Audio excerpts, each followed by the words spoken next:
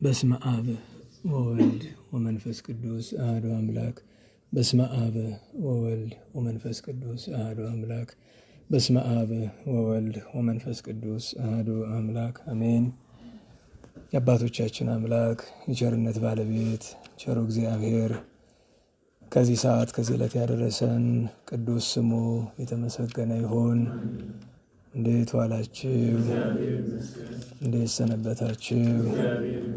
ቸርነቱ፣ ምሕረቱ፣ ይቅርታው፣ በጎነቱ የባሕሪ ገንዘብ የሆነ አምላካችን እግዚአብሔር ለአምላክነት እንደሚገባ ቅዱስ ስሙ የተመሰገነ ይሁን። እመቤታችን ወላዲተ አምላክ ንጽሕት ድንግል እመብርሃን ማርያም ቅዱስ መስቀል ቅድስት ቤተ ክርስቲያን ያከበራቸው ቅዱሳን ሁሉ ስማቸው የከበረ የተመሰገነ ይሁን። እንኳን አደረሳችሁ። ቸር መድኃኔዓለም የዳዊት ሀብቱን የነቢያት በረከታቸውን ያሳድርብን። ስብሐት ለአብ ወወልድ ወመንፈስ ቅዱስ ለዓለም ወለዓለመ ዓለም። የቅዱስ ዳዊት መዝሙር 24 ቁጥር 1 እስከ መጨረሻው። አቤቱ አምላኬ ወደ አንተ ነፍሴን አነሳለሁ። አቤቱ አንተን ታመንኩ፣ ለዘላለም አልፈር። ጠላቶቼ በእኔ አይሳቁብኝ፣ አንተን ተስፋ የሚያደርጉ አያፍሩምና። በከንቱ የሚበድሉ ሁሉ ዘወትር ይፈሩ። አቤቱ መንገድህን አመልክተኝ፣ ፍለጋህንም አስተምረኝ። በእውነትህ ምራኝ አስተምረኝም። አንተ አምላኬና መድኃኒቴ ነህና ዘወትርም አንተን ተስፋ አድርጌያለሁና። አቤቱ ቸርነትህን አስብ፣ ምሕረትህ ለዘላለም ነውና። የልጅነቴን ኃጢአትና ስንፍናዬን አታስብብኝ። አቤቱ ስለ ቸርነትህ ብዛት እንደ ምሕረትህ አስበኝ። እግዚአብሔር ቸር ጻድቅም ነው። ስለዚህ የሚሳሳቱትን በመንገድ ይመራቸዋል፣ ለየዋሃንም ፍርድን ያስተምራቸዋል። ለየዋሃን መንገድን ያመለክታቸዋል። የእግዚአብሔር መንገድ ሁሉ ይቅርታና እውነት ነው፣ ቃል ኪዳኑንና ምስክሩን ለሚፈልጉ። አቤቱ ስለ ስምህ ብለህ ኃጢአቴን ሁሉ ይቅር በለኝ፣ ብዙ ነውና። እግዚአብሔርን የሚፈራ ሰው ማን ነው? እርሱ በሚመርጠው መንገድ ይመራዋል። ነፍሱ በመልካም ታድራለች፣ ዘሩም ምድርን ይወርሳል። እግዚአብሔር ለሚፈሩት ኃይላቸው ነው፣ የእግዚአብሔርም ስም ለሚጠሩት ነው። ሕጉንም ያስተምራቸዋል። ዓይኖቼ ሁል ጊዜ ወደ እግዚአብሔር ናቸው፣ እርሱ እግሮችን ከወጥመድ ያወጣቸዋልና። ፊትህን ወደ እኔ አድርግ ማረኝም፣ እኔ ብቸኛና ድሃ ነኝና። የልቤ ሐዘኑ ብዙ ነው፣ ከጭንቀቴም አውጣኝ። ድካሜንና መከራዬንም እይ፣ ኃጢአቴንም ሁሉ ይቅር በለኝ። ጠላቶቼ እንደ በዙ እይ፣ በግፍም ጥልን ጠልተውኛል። ነፍሴን ጠብቃት አድናትም፣ አንተን ታምኛለሁና ልፈር። አቤቱ አንተን ተስፋ አድርጌያለሁና፣ የዋሃንና ቅኖች ተከተሉኝ። እግዚአብሔር እስራኤልን ከመከራ ሁሉ ያድነዋል። ስብሐት ለአብ ወወልድ ወመንፈስ ቅዱስ ለዓለም ወለዓለመ ዓለም። ስለ ቅዱስ ቃሉ ቸሮ አምላካችን እግዚአብሔር ቅዱስ ስሙ የተመሰገነ ይሁን። ተመሰገነ ይሁን። ጾመ ነቢያት ከገባ ስለ ጾመ ነቢያት አልተነጋገርንምና ስለ እርሱም ስለ ቅዱስ ዳዊትም ስለ ሌሎች ቅዱሳንም ለእኛም ስለሚሆነን ትምህርት እንነጋገራለን። የምናስተውልበትን አእምሮ ከሁሉ አስቀድሞ የምናዳምጥበትን ጆሮ መድኃኔዓለም ያድለን። በማሳሰቢያ ጀምራለሁኝ። ሰሞኑን ያጋጠመኝ ነገር ነበርና በቀደም እሑድ ቀን እዚያ ጥቂት ሰዎችን የማስተምርበት ስፍራ ነግሬያቸው ነበረ። እሑድ በጠዋት ቅዳሴ ካለቀ በኋላ የቴሌግራም ሜሴጅ ስከፍት አንድ መልእክት አየሁኝ። ብዙ ጊዜ ያው በጣም መልእክት ስለሚበዛ አልከፍትም፣ አልፎ አልፎ ካልሆነ በቀርና በተለይ ብዙ ሰው በማያውቀው ቁጥር ስለሆነ ምን ቁም ነገር ነው ብዬ ስከፍተው ስለ መድኃኒቱ እንድትነግረኝ ይፈልጋለሁ፣ እኔ 666 ነኝ ይላል። እና ቀልድ ነው አይባል፣ የሚቀልደኝ ሰው አላውቅም። እኔ ሰዎችን እቀልዳለሁ እንጂ ሰዎች እኔን አይቀልዱኝም። በነገራችሁ ላይ እንድታውቁት፣ ይሄን እንዳትሞክሩት። እኔ ልቀልዳችሁ እችላለሁ፣ እናንተ ግን መልሳችሁ እንዳትቀልዱ፣ እንዳትሞክሩት። ጥሩ አይደለም። እኔ የምቀልድበትን ምክንያት እግዚአብሔር ያውቀዋል። ቀልድ ማለት ጨዋታ አነጋገር አለ አይደል? አለ እሱ ፈሊጥ ነው እና ግን አነሰም በዛም አስተማሪያችሁን መልሳችሁ ልትቀልዱት አትችሉም። እና እኔ ቀልድ የሚቀልድኝ ሰው አላውቅም። ከዛ ግራ ገብቶኝ የምን መድኃኒት ነው ብዬ ስለው አይ ከሁሰት ማዕረግ ከደረሱ አባቶች አንዱን በአካል እንድታገናኘኝ ይፈልጋለሁ ይላለታች። ኧረ እንዲያው ከዚህ አስቀድሞ 666 ነኝ ስትል ምን ማለት ነው? አይ ራሴን የምጠራበት ስም ነው ከኃጢአቴ የተነሳ ነው መስል ነዛለ። በጣም ይሄ ያናድዳል። ማሳዘን ብቻ ሳይሆን ያናድዳል። በሱ ቤት ትሁት መሆኑ ይሆን? ኃጢአተኛነቱን ለመግለጥ ያደረገው ጥረት ይሆን? በጣም ጸያፍ ነው። አንዳንድ ጊዜ ለትህትና ተብሎ እኔ መናፍቅ ነኝ ይባላል አይባልም። በተአምር ለትህትና ተብሎ የማይባሉ ነገሮች አሉ። ሰው ለትህትና ብሎ እኔ ሰይጣን ነኝ ይላል። በዚያውም እንደዚህ ዓለም በዚህ በአውሬው ስራ ታስራ እሱን ለመቀበል ዝግጅት እያደረገችበት ባለው ጊዜ አንድ በክርስትና ስሙ ወልደ አማኑኤል የሚባል ሰው ራሱን 666 ብሎ የልጁ ስም እንደዛ ነው። ላዩ ላይ ስሙ መጠሪያው ላይ ቴሌግራም ስሙ ወልደ አማኑኤል ነው የሚለው። የአሜሪካ ስልክ ነው። እና አንዳንድ ጊዜ ቅጥ አይኖረንም።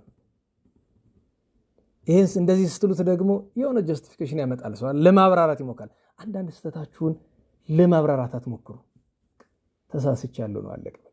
ሲነግሯችሁ አንዳንድ ሰው እንደዚህ እኮ አይደለም እንደዛ። ሰዎች በድለሃል ስትባሉ አጥፍታችኋል ስትባሉ እንኳን በደለኛ የሆንከው ቅዱሳን እንኳን አዎ ነው የሚሉ በቃ መጀመሪያ ነገር። ከዛ ቤት ሄደ ራስን ትመረምረዋለህ።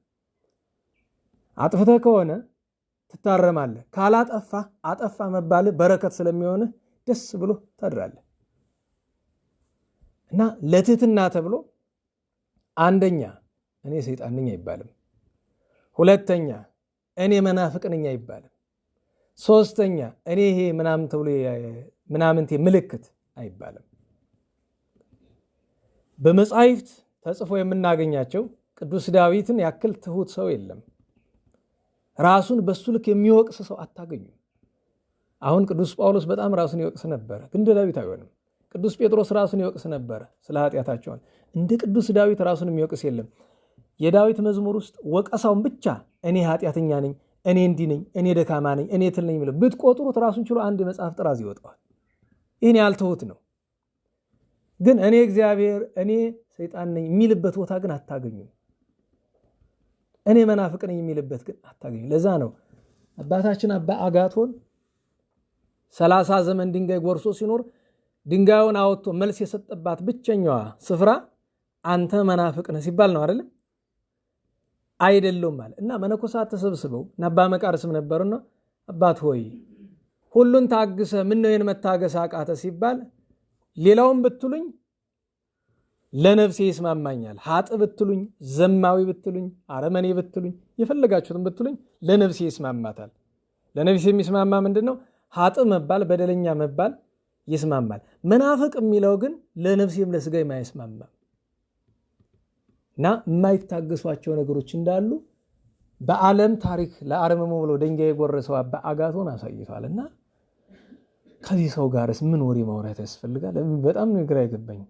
በዛው ላይ ደግሞ ጥያቄውን አይታችሁታል። ከሁሰት ማዕረግ ከደረሱት አንዱን አገናኘ ነው። ታውቃላችሁ ሁሰት ምን እንደሆነ? እንዴት ዋላችሁ?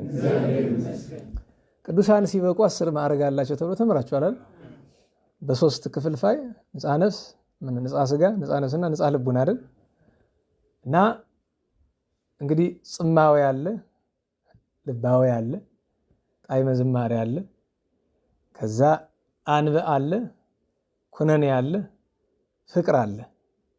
ከዚህ በላይ ያለው ነው ሁሰት የሚባለው 7ኛው ማዕረግ ማለት ነው። እና እኒያ መነኩሴ ትዝ አሉኝ። የአንድ ሰው መጥቶ እባክዎ ሚስት ይፈልጉኝልኝ ነንቻል። ጥሩ ምን አይነት ነው የምትፈልግ? መልኳ የሚያምር አመለሸጋ የሆነች ሞያ ያላት የደና ቤተሰብ ዘር የሆነች ብቻ ዘረዘረ። ምን የምትሉት በቃ ቅድስት ሳራ ናት፣ ሌላ ነገር የለውም። ሰምቶ አይ የኔ ልጅ እንደዚህ ያለችው ብትኖር መቼ ነው የመነኩስ ነበረ ብሏሉ ይባላል አይደል? ፈሊጥ ይሆን አነጋገራቸው ከአንጀታቸው አላወቅነውም። ግን ከውሰት ማዕረግ የደረሰ አገናኝ እንጂ ብሎ የሚለኝ እኔ እንዴት አስቡኝ ነው። እንደዚያ ከውሰት ማዕረግ የደረሱት መጀመሪያ ነገር እንዴት ብሎ ይገኛሉ? እንዴት ነው ሰው የሚያስብ? ነገ ቆይቶ ደግሞ ከከወይነ ሰዓት የደረሱትን አገናኘኝ ነው። ግን ላገናኛችሁ እችላለሁ። ከውሰት ማዕረግ የደረሰ ነቢዩ ቅዱስ ኤልሳዕን አገናኛችኋለሁ። የት? መጽሐፍ ቅዱስ ውስጥ። ከከወይነ ሰዓት ማዕረግ የደረሰ ቅዱስ ባስልዮስን አገናኛችኋለሁ። ከየት? ስንክሳር ውስጥ። ያም ብሎ ከሆነ ስንክሳር ያም እንዲያው በዛ ላይ ቢኖሩስ እንዲያው እንዴት ብሎ ነው የሚያገኙት? ደህና ዋላችሁ። እንዲያው አንዳንድ ሰው እመቤታችን አየው እንደዚህ በህልም ቅድስት አርሴማን አየን አለ።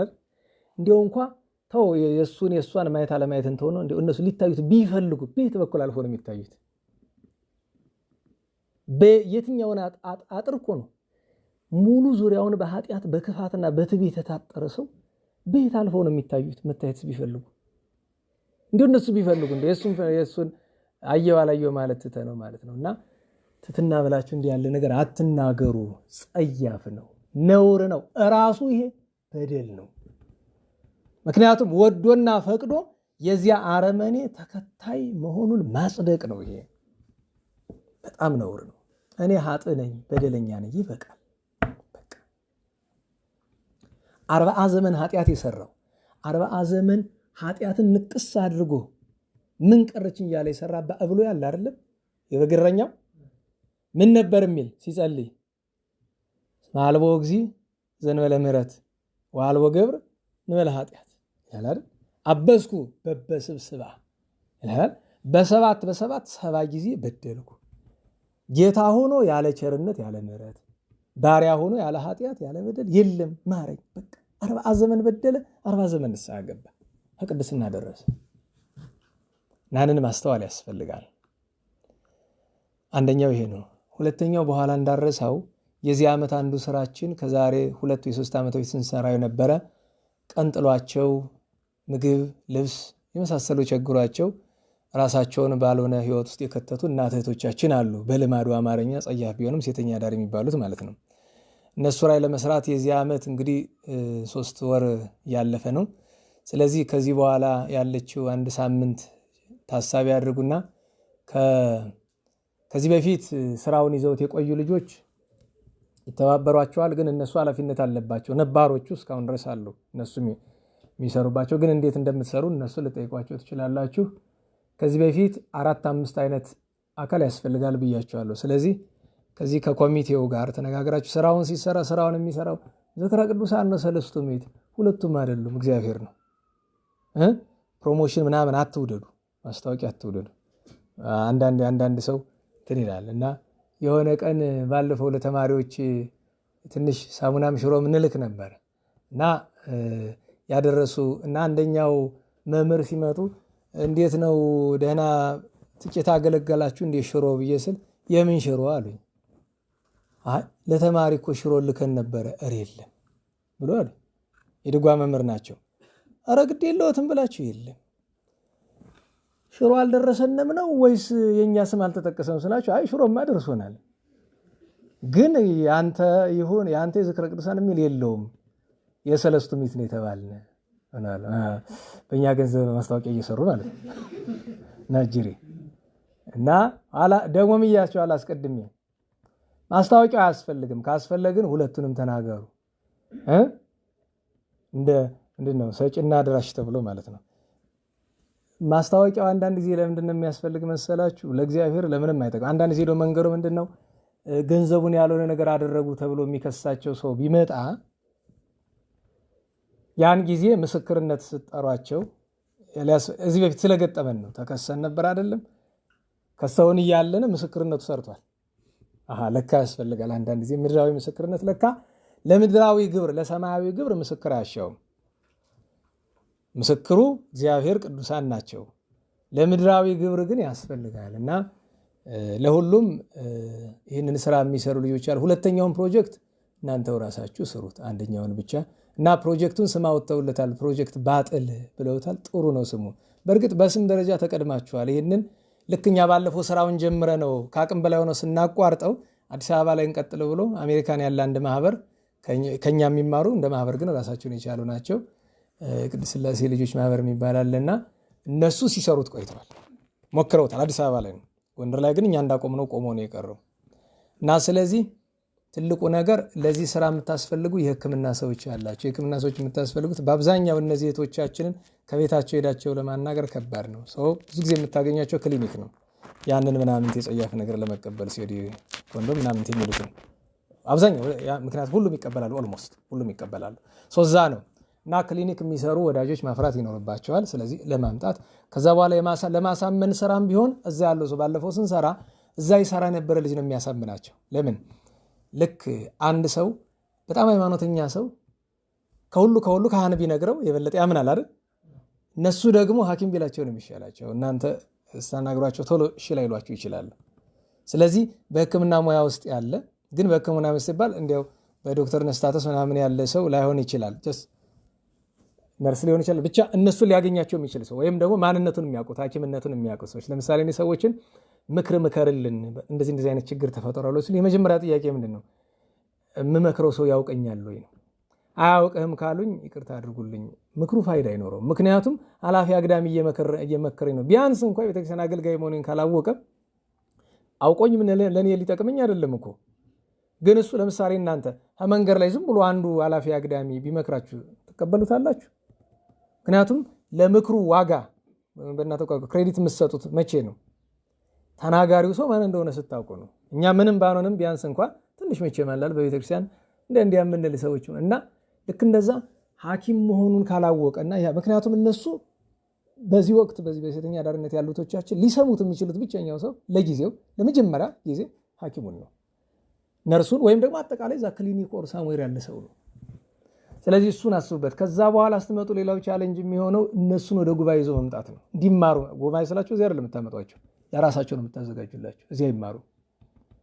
ለምን በኋላ ቀኑ ሲደርስ ነው የሚመጡ እንጂ ለብቻቸው ነው መማር ያለባቸው። እነሱን ይዞ መምጣት አለ፣ ከነፍስ አባት ጋር ማገናኘት አለ። እሱም ሌላ ጭንቅ ነው። የነፍስ አባቶች ብዙ ደስተኛ ይሆኑላችሁም። ከዛ ስራ መስጠት ነው። ስራውን አስመርጦ በመጠነኛ ገንዘብ በአማካኝ ከ15 እስከ 20 ሺህ በሚሆን ገንዘብ ያክል ብቻ፣ ከዛ በላይ አንሄድም፣ ለሁሉም ለማዳረስ ስለሚሆን እሱን ታደርጋላችሁ። ከዛ በኋላ በሁለት መንገድ መከታተል ነው። አንደኛ መንፈሳዊ ህይወታቸውን መከታተል ነው። ለምን ጠላት በጣም ይፈትናቸዋል። ሁለተኛ ነገር የሚሰሩትን ስራ ተከታተል ነው። ምክንያቱም ባለፈው ስንሰራ ከገጠሙን ችግሮች መካከል አንደኛው የተሰጣቸው ስራ ፌል ያደርግ ይችላል። ኦር ሳምታይምስ አንዳንዶቹ ሰነፍ ሆነው በልተው ሊጨርሱት ይችላሉ ሳይሰሩበት ማለት ነው።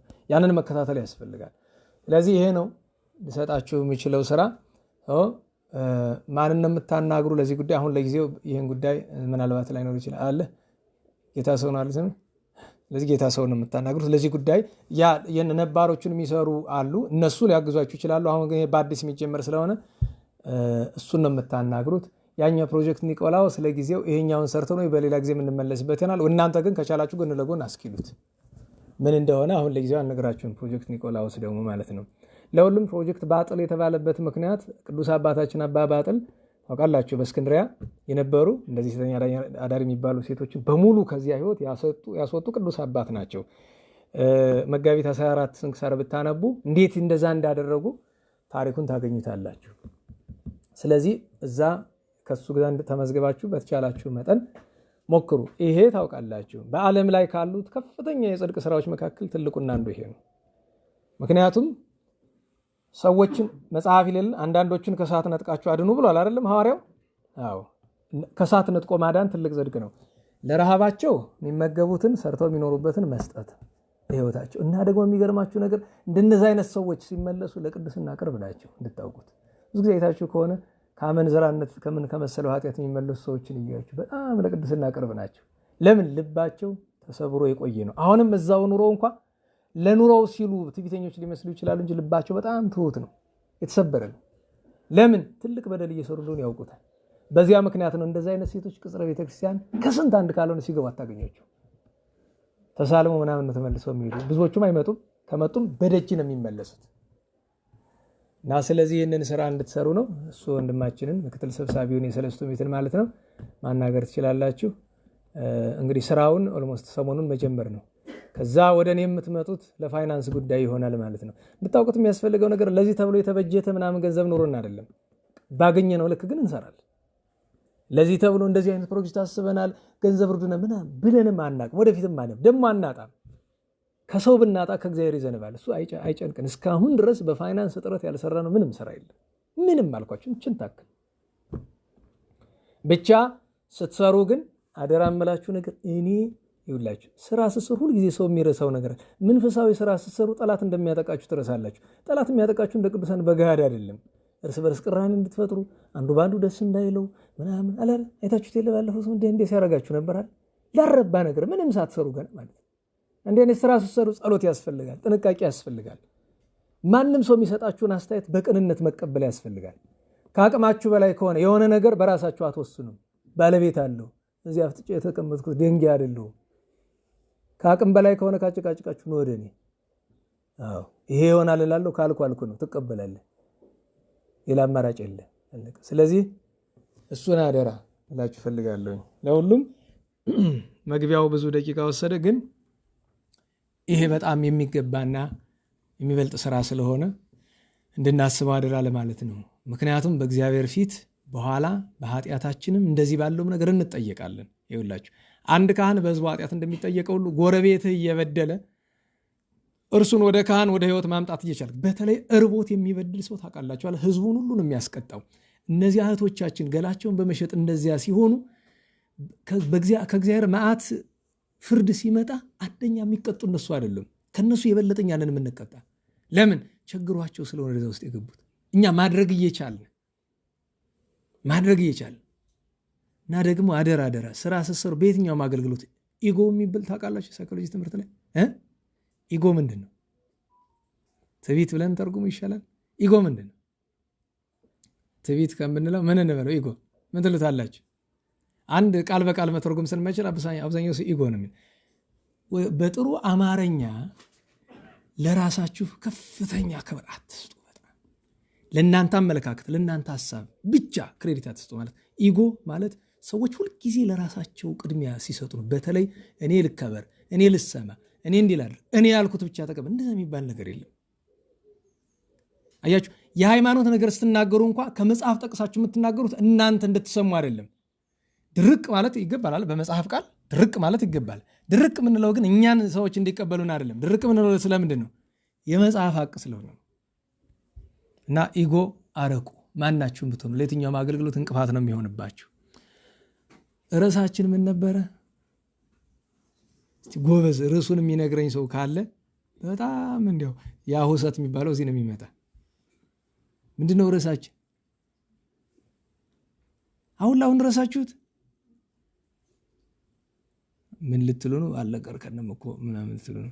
ነግሬያችኋለሁ። አስተማሪ ይሳሳታል። እንደዚያ እኮ ነው። ኮስተር ብልበት አንዳንዱ እኮ እውነቱን እኮ ነው ነግሮኝ ረስቼ ይሆናል ነው የሚል። እሺ እስመ ባሕታዊ ወነዳይ አነ፣ እኔ ብቸኛ ምስኪን ነኝ ድሃ ነኝ ይላል። ብቸኛ ነኝ የሚለውን ትምህርት ናል። ድሃ ነኝ የሚለው ለሌላ ቀን ይቆየኝ ይረዝምብናል። ብቸኛ ነኝ እስመ ባሕታዊ አነ ይላል ቁጥር 16 ላይ ቅዱስ ዳዊት። ምንድን ነኝ? የሚገርማችሁ ነገር የሀገሩን ሰው በሙሉ ሰብስባችሁ ብቸኛ ነኝ በሚለው ቃል ምን ትዝ ይላል ብትሉት ሁሉ ሰው ቀርቦ ትዝም ላይ ምንድን ነው? ዘፈን አለ አይደል? ድሮ እኔ ሚዲያ ስለሰራው ብዙ ዘፈን አውቃለሁ እንድታውቁት። ምክንያቱም እዛ ሚዲያ ላይ ያለን 24 ሰዓት ዘፈን ነው እና እኔ ይገርመኛል እንደዚያ ጭንቅላታችን ላይ ለምን በአብዛኛው የምናዳምጠው እሱ ስለሆነ። ቅዱስ ዳዊት አንድም ስለ ራሱ አንድም ትሩፋንን እያሰበ እስመ ባሕታዊ አነ፣ እኔ ብቸኛ አለኝ ይላል። መዝሙር 24ን ቅድም ሳነብ ልብ ብላችሁ አዳምጣችሁት ከሆነ አንጀት ይይዛል።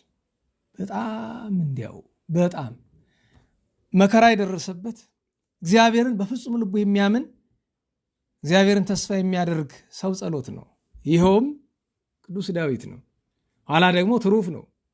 ኋላ ደግሞ ዳዊትን የመሰሉ ቅዱሳን ናቸው።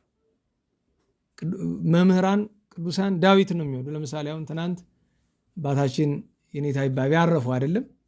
ሰምታችኋል። ክርስትና ስማቸው የእኛ ሰዎች ገብረ ጻድቅ ብለው ስም ነግረውኝ ነበረ። እዚያ ግን ፍትሐት እየተፈታ ያለ አርአያ ሥላሴ ተብሎ ነው እና ለአንዳንዶቻችሁ ግራ ሊገባችሁ ይችላል። ግን አንዳንድ ጊዜ መምህራን በተለይ ምንኩስና ካላቸው ሁለት ስም ሊኖራቸው ይችላል። ሲመነኩሱ እንደ ክርስትና ስም ያለ ይሰጧቸዋልና ብዙ ጊዜ ያንን ነው የሚጠቀሙበት። እንደ ምሳሌ የኔታ ሊቀ ሊቃውንት ክርስትና ስማቸው ገብረ ሥላሴ ነው። ግን ክርስትና ስሞት ማን ነው ብትሏቸው ብርሃነ ሥላሴ ነው የሚሏቸው። ሲመነኩሱ የተሰጣቸው ስም ማለት ነው። በዚያው ምስጢር ነገርኳቸው። ግን ይሄ የሚጠቅም ስለሆነ ነው። ጸሎት አድርጉ። ለመምህራን አባቶች ጸሎት ማድረግ ይገባል። ዕቀብ ሕይወቶ በእድሜ በጤና ጠብቅልን እየተባለ ይጸለያል። ከጥፋት ከክፋት ሰውርልን እየተባለ ጠላት እንዳይበረታባቸው። ችግር እኮ ነው። እኛን ብቻ አይደለም እኮ እነሱንም ሊጥል ይችላል። ኃይለኛ ነው እኮ። ቅዱሳንን ሲጥል አላያችሁት? ይጥላል እኮ። ግን ቅዱሳን ልዩነቱን ይነሳሉ፣ ይጠነቀቃሉ እና ከፈተና ጠብቃቸው ተብሎ ይጸለያል። ማንኛውም ሰው ቢሆን ስጋ የለበሰ ሁሉ ከመውደቅ ሊያድነው የሚችል እግዚአብሔር ነው፣ የእሱ አቅም አይደለም። ስጋ ለባሽ ሁሉ ለመውደቅ ቅርብ ነው፣ ማንም ቢሆን እና ለሁሉም አርአያ ሥላሴ የኔታ ይባቤ እየተፈቶ ያለ አርአያ ሥላሴ ተብሎ ነው። ገብረ ጻድቅን ብትሉ ሁለቱም አይከፋም፣ ችግር የለውም። ከደግነታቸው የተነሳ እኔ በአካል አላወቃቸውም። በአካል ማለት ፊት ለፊት በአካል ተገናኝተን ተጫወተን አናውቅም። ግን ያው አንዳንድ መልእክቶች በዛም በሳቸውም አካባቢ ይመጣሉ እና በጣም ኃይለኛ ናቸው ታውቃላችሁ። በነገራችሁ ላይ እኔ የምቆጣ ከመሰላችሁ እሳቸው ይበልጣሉ። በጣም ነው የሚቆጡ በደንብ። ቁጣው ደግሞ ታውቃላችሁ አንዳንድ ጊዜ ይኖረዋል። በነገራችሁ ላይ አንድ ጥቆማ ልሳችሁ። ለምሳሌ ዱር አንበሳ ሄዳችሁ የምታውቁ አንድ ሰው 2 3 5 ጥቂት ሰው ነው ሄደ ማለት። ዱር አንበሳን ጠፍ ከሆነ በኋላ የመሰረቱት አባት ማን ነው የሚባሉ? አቡነ ይምሐረነ ክርስቶስ አይደል? አቡነ ይምሐረነ ክርስቶስ ሳይሰወሩ የሚያውቋቸው ሰዎች በአካል አሁን አንድ አሉ። የቀሩ ማውቃቸው 2 ነበሩ። አንዱ የእንታጦ መልሳን ናቸው። የእንታጦ መልሳን እኮ የአቡነ ይምሐረነ ክርስቶስ ረድ ናቸው፣ ማታውቁ ካላችሁ። እና እኒኛው አሁን በሕይወት የቀሩት ሲነግሩኝ ነገርኳቸው። እንዲሁ እኔ ብስጭቴ በጣም ከመጠን እያለፈ እንዲሁ አገልግሎት እንዳይረብሽን ብዬ ስላቸው አይ ላደለው ትዕግስት ጥሩ ነበረ፣ ነገር ግን የምትቆጣበት ምክንያት ነው የሚወስነው። ምንድን ነው አሉኝ። አይ ነገርኳቸው። አይ እሱን ስተወው ግድ የለም እኔ ልንገር አሉኝ። እንደው ብቃት ከደረሰ በኋላ ቁጣ የማይለቀው ሰው አይቻቃል። ማን ነው ስላቸው አቡነ ይምሐረነ ክርስቶስ። እንዴት ነው ሲቆጡ? እስማ ስርዓት ከተጣሰ የሆነ ነገር ከተደረገ እዚያ ቦታ ላይ በቃ ቁጣ ሲባል ምን አይነት አባት ናቸው እስከሚባል ድረስ ማለት ነው። ከብስጭታቸው የተነሳ መቋሚያቸውን አንስተው እንስራውን በሙሉ ብትንትና አድርገውት ደብድበውት ነው የሚወጡት። እስከዛ ድረስ። ኋላ ግን ማታ አርዴትን ሰብስበው ይቅር በሉ ልጆቼ፣ ሕግ አትጣሱ፣ ሕግ ስትጥሱ አያስችለኝም ይቅርታ ብለው ሄደው ወደ ባታቸው። እና ይህንን የምለው የኔ ቁጣ ጥሩ ነው ለማለት አይደለም፣ ግን አንዳንድ ጊዜ ቦታ ይኖረዋል፣ ያስፈልግ ይችለናል። ማት ዘበረት እንደሚባሉ ማለት ነው። እንዴት ዋላችሁ? ኧረ እንዴት ዋላችሁ? በምንድን ነው ያመጣ ነው? እና በጣም ብስጩ ናቸው። አንድ ቀን ስለሳቸው ጥቂት ነገር እንነጋግረናል፣ ስለ የኔታ ይባቤ ማለት ነው። መምህር ሊቅ በጣም ዘለፋ ካህናትም ዘለፋ ምዕመናንንም በየቦታው የሚያስኬዱ እንዴት ያሉ ደግ ሰው ነበሩ። ሁልጊዜ ላለው አይደለም ሊቅነት፣ ጥብዓት፣ መንፈሳዊነት አንድ ላይ አይገኙም። ከተገኙ ዓለም ነው። ሊቅነት ማለት በደንብ የተማረ፣ መንፈሳዊነት ማለት የተማረውን ምን የሚል የሚኖር፣ ጥብዓት ማለት ድሃ ነው ሀብታም ነው ትልቅ ነው ትንሽ ነው የማይል የማያዳላ፣ ወይም መምህር ወመገስጽ ዘኢያደሉ ለገጽ እንደሚባለው ጥቡ ይባላል። ጥቡ መምህር ማለት እሱ ነው። ደሳቸው ያለ ነው እንደዛ የሚባል። በነገራችሁ ላይ የኔታ ጥበቡን ታስታውሳላችሁ? አንዳንዶቻችሁ የኔታ ጥበቡ ቁጡ አይመስሉትም፣ በጣም ብስጩ ናቸው። እኔ ይገርመኛል። በዛ ቅድስና ልክ ግን የማይታገሱት ነገር አላቸው። አንዳንድ ሰው ሲመጣ ውጣልኝ ሊሉም ይችላሉ። ወይ ደግሞ ብዙዎቻችሁ ስትሄዱ ልክ ገብታችሁ ገና ቁጭ ልትሉ ያያችኋል። ማናገር የማይፈልጓችሁ ሰው ትሆናላችሁ አይደል? ጸሎተ ማርያም እንድገም ዞሮ ዞሮ ያው ትካዝህን እመቤታችን ትፈጽምልን ያንተን አላልናግርህም ነው። ጸሎተ ማርያም ደግሞ ለአቡነ ስምዐ ሰጠው አሳልሞ ቀጥ ብሎ ወደ ባታችሁ ሄዱ። አልሆነ ደግሞ ናማነህ ይልና ገድል ይሰጣሉ። አንብብልኝ ደክሞ ትሄዳለህ። እሳቸው ማዳመጥ አይደክማቸው። ገድሉ ሲነበብ ደክሞ ትሄዳለህ። ማናገር ካልፈለጉ ግን አንዳንዱ ታግሶ ጠብቆ ደግሞ ያናገራቸዋል። እግዚአብሔር በረከታቸውን ያሳድርብን። ለእነሱም እንግዲህ የሊቃውንትን የጻድቃንን የመነኮሳትን የአበውን ዋጋ በሰማይ ያድልልን። ብቸኛ ነኝ ባለው ኃይለ ቃል በእውነት ብቸኛ ሆኖ ኖሯል። በሰው የተከበቡ እንታጥበቡ በሰው የተከበቡ ብቸኛ ነንታ ይባቤም እንደዚያ ነበሩና በእውነቱ ይሄ ጥቅስ ለነሱም ያስጠቅሳል። የነገረ ትሩፋን ነገረ ቅዱስ ዳዊትን ከማምጣታችን በፊት ሰዓት ለመቆጠብ የዛሬ ቅዱሳንን እስቲ በርሱ እንያቸው። ሁለቱንም ቅዱስ አብድዩንም ቅዱስ ቆርኔሌዎስንም። ቅዱስ አብድዩ ለተርጓሜ ስሙ ገብረ እግዚአብሔር ይለዋል። የስሙ ተርጓሜ ማን ነው? ገብረ እግዚአብሔር፣ የእግዚአብሔር አገልጋይ ብሎ። ቅዱስ አብድዩ ከክርስቶስ ከመድኃኒታችን ልደት 800 ዓመት በፊት ከ800 እስከ 900 ዓመት የነበረ ባደገባት ከበረሃው ማዶ ካለች ስፍራ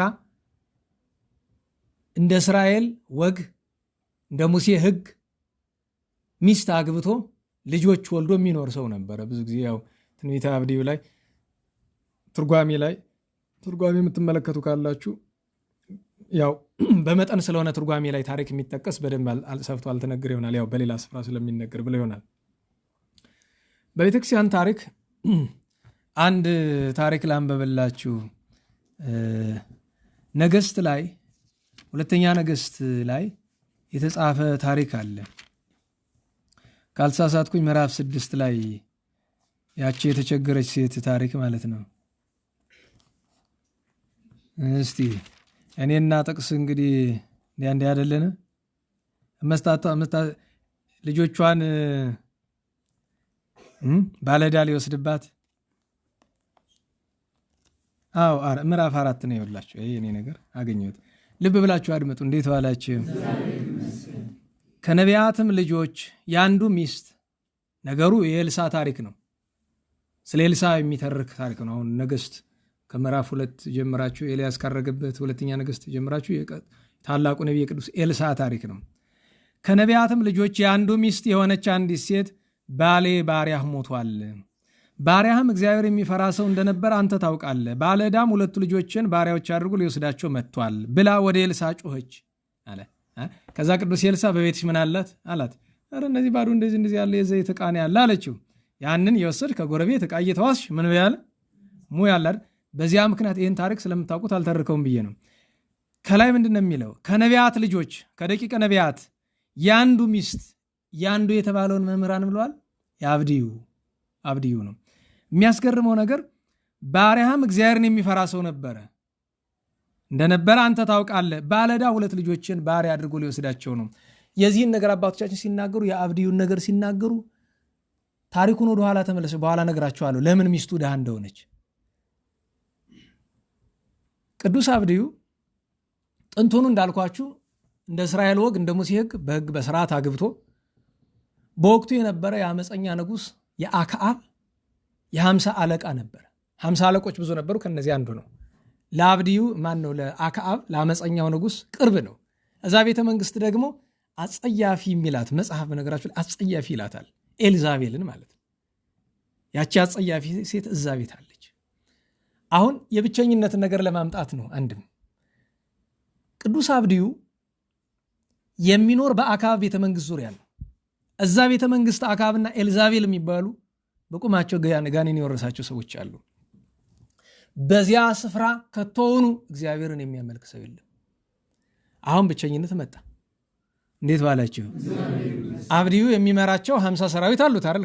ከወደታችሁ በጥንት ዘመን ነግራችሁ። ዛሬ 50 አለቃ ማለት 50 የሚመራ ማለት አይደለም። ነግራችሁ ስሙ ነው። ሻለቃ ይባላል። ሺህ የሚመራ አይደለም። ከ300 አይበልጥም ብዙ ጊዜ አይደል? አንድ ሻለቃ የሚባለው 10 አለቃ ስለተባለ 10 ሰው ይመራል ማለት አይደለም።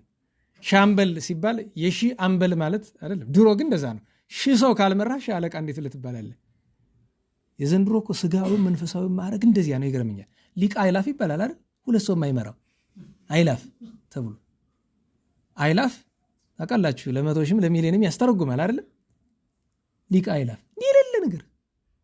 እዛ ደግሞ 1000 ሰው የማይመራው ያስ ይሻላል፣ የዓለሙ ይሻላል። ቢያንስ 300 እየመራ ሻለቃ ይባላል። ከዚህ እኮ ምንም ነገር የሌለው በባዶ ሜዳ እንደዚያ ተብሎ ይጠራል። ይሄ ሰው ከስሩ የሚመራው አለው፣ ከላይም ብዙ አለ። በቤተ መንግስት ጮማ አለ፣ ጠጁ አለ። የሚያጓጓ ነገር አለም። ምን ይሆነ ሰው እንዴት ጮማና ጠጅ እንደሚያጓጓ አይገባኝም። በነገራችሁ ላይ አንዳንድ ዲያቆናት ጋር ቅሬታ ገብቶ ሰደበነ ምናምን ያሉ ተናግሬያለሁ አይደለም? ድሃነን ሲሉ ድሃ አይደላችሁም የድሃ ሜንታሊቲ ነው ያላችሁ ብዬ ቅራላቸው። አንዳንዶች ልድገምላችሁ፣ አብዛኞቻችን ድሆች ሳኑ የድሃ ሜንታሊቲ ነው ያለን። የድሃ ሜንታሊቲ ምንድን ነው? ሁልጊዜ የሚቀና ማለት ነው። ነና ዋላችሁ። ባለው ነገር የማይደሰት ነው እኮ የድሃ ሜንታሊቲ ያለው የሚባል። በቃ ከጎረቤቱ ያለው ነገር የተሻለው መስሎ የሚታየው። ገንዘብ ያላቸው ሰዎች የሚኖሩት ኑሮ የተሻለ። በነገራችሁ ላይ ይኸውላችሁ ዓርብ ዕለት አስተምር ሰምታችኋል። የ100 ሺህ ልብስ ምን እያልኩኝ ሰይጣን ስራ ልንገራችሁ፣ ግን ያደረጉትን ሰዎች ማለት አይደለም። ዓርብ እንደዛ አስተምሬ ቅዳሜ በትልልቅ ፌስታል ልብስ ጫማ ምናምን ተቋጥሮ ቤት ይመጣ። ምንድን ነው ይስል? ስጦታ ለአንተ የተላከ። ዝም ብዬ ነው የጠየቅኩኝ። ይዛው የመጣችው እህት ስንት ነው የወጣበት አልኳት። 100 ሺህ ብር አትለኝ? እያችሁ አሁን በእውነቱ እስኪ አስቡት። የሚቀና በድሃ ነው በሀብታም ነው?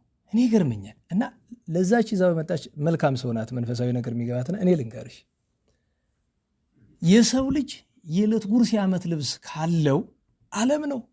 ሌላ ምንድን ነው የሚያስፈልግ? ገንዘብ ባላቸው ሰዎች የሚቀና ሰው መንፈሳዊነት ስለሌለው አይደለም የሚያሳዝነው። ስለሱ ብቻ አይደለም ጭንቅላትም ስለሌለው ጭምር ነው። መጀመሪያ ደረጃ ገንዘብ የሚፈልግ ሰው ገንዘብ ባለው ሰው አይደለም የሚቀና፣ መስራት ነው። ደግሞ የሚገርማችሁ ነገር በዚህ ማዶ ያሉ ቤተክርስቲያን ሰርተዋል አሉ፣ በዚህ ወደ ምዕራብ አቅጣጫ ያሉና እኛ ጋር ካባ ምናምን ብዙ ንዋያተ ቅድሳት ፈልገዋል እንድንገዛላቸው። እና የኛ አስተባባሪውን አንዱን ሲጠይቁት ደውሎ ብቻ ያው ፎርማሊቲ ነግራቸዋል፣ የሚመጡበትን መንገድ ለማናገር ህጋዊውን መንገድ። እና መለመን ፈልጋችሁ ነው ወይ ብለው አሉኝ አለ። ልብ በሉ።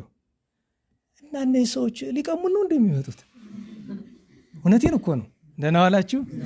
ሰው የራሱን ገንዘብ ከሆነ ችግር የለውም አይደል? እነዚህ ሰዎች እኛ ጋር ያስቀመጡት ገንዘብ አላቸው የላቸው ማለት። ስለዚህ ከሁለቱ አንዱ ነው። ገንዘብ የሚገኝ በ3 መንገድ ነው አይደል? ሰርቶ፣ ሰርቆ፣ ለምኖ አይደል? ሰርተው እንዳትሉ የሰሩበት ገንዘብ እዚህ የለም። ስለዚህ ስንት አማራጭ ቀራቸው? 2። አንዷ ምንድናት? ልመና ናት። አንዷ ደግሞ ቅሚያ ናት። እና ሊቀሙና ፈልገው ነው። መለመን ፈልጋችሁ ነው? ምን ለማለት ፈልገው ነው? ልክ የአራዳ ልጅ እንደሚለው አስባችሁታል? አንድ ደብር የሚያስተዳድር ሰው መለመን ፈልገ ነው። ወደህን ትለምናለህ። ስለምን አይደል የመጣኸው? አራዳ ያለ ሰው አንተ መለመን ፈልገ ነው እንዴ ምናምን ይላል። ያ ህገወጥ ነው ሙሉ ህገወጥ ነው። ልክ ሄዶ እስቲ 1 ብር አለችኝ 99 ብር ሙላልኝ እንደሚለው ማለት ነው። ሙላልኝ ነው። እንደዚያ ከሚል 1 ብር አለችኝ ከ99 ብር ልሙላለህ ቢል ይሻላል። ከዛ በኋላ 100 ብር ስለመቤቴ ስለ ቸራው አምላክ ለመለመን ይሻላል። እና ያ ህገወጥ አኗኗር ነው። እንዴት ዋላችሁ? ነገርን አንስቶት ነው። ወደ ኋላ እንመለስ። ለሁሉም በማይቀናው ነገር አንቅና ነው። አሁን መጽሐፍ ብዙ ጊዜ የሚለው አለ አይደለም? ወደዚህ ልል ነበር አዙሮ እንግዲህ መፈለግ ለማለት ልደገፍ እንጂ ይሄ ጨጓራ ያማል እዚህ ደረት ላይ ስትደገፉበት። አንድ ጊዜ ሐኪም ቤት ሲሄድ ሐኪሚቱ እንግዲህ ሐኪም የሆናችሁ ታውቁታላችሁ። ምን እንደሚያምህ ልቤን አልኩ። የት ነው የሚሰማ? እዚህቸው ጎድጓዳው ላይ። እና ገርሟት ነርስ ነገር ናት መሰለኝ የድሮ ሐኪም እቺው ምናምን ነው። ድሮ ዶክተር ብዙ አይገኝም ነበርና ስንተኛ ክፍል ነህ አለች። ገብቶኛል። ልብ የት እንደሆነ አታውቅም።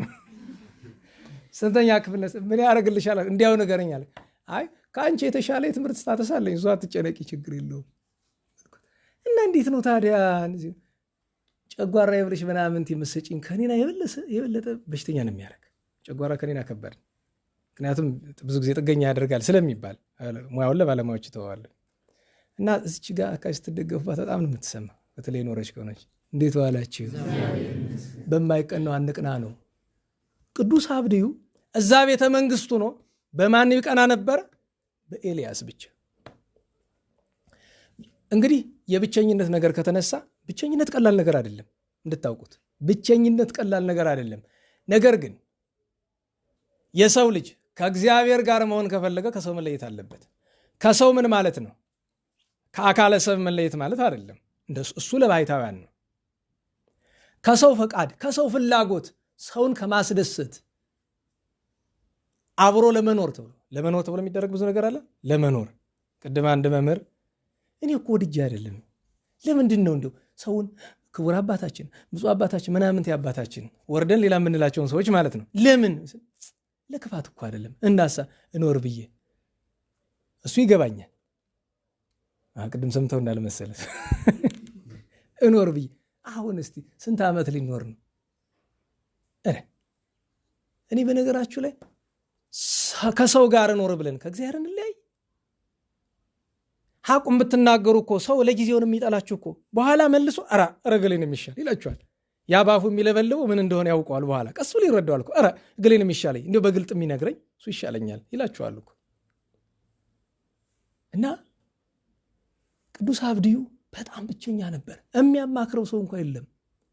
እግዚአብሔርን በዚያ ጣዖት በሚመለክበት ቤተ መንግስት ውስጥ ሆኖ ያመልክ ነበረ። የሚገርመው ነገር ከብቸኝነቱ በላይ እግዚአብሔር ፈተናም በረከትም አመጣለት። ፈተናው ምንድን ነው? ኤልዛቤል እግዚአብሔርን የሚያመልኩ ደቂቀ ነቢያት በሙሉ እንዲታረዱ አዘዘች። እነዛን ሰዎች እንዲገሉ ሲመደቡ ነና ዋላችሁ እንደ 50 አለቅነቱ 50 ሰው እንዲያርድ እንዲገድል ተመደበሱ። አስባችሁታል? ባይገድል እሱ ራሱ ይሞታል። ስለዚህ ተቀበለ 50 ሰው። እንደገና የሌላ 50 አለቃ ደግሞ ላግዝ ብሎ ሌላ 50 ጨመረ። እነዚያን ወስዶ 2 ጥልቅ ዋሻ ውስጥ አስገባቸው። 2 ዋሻ ውስጥ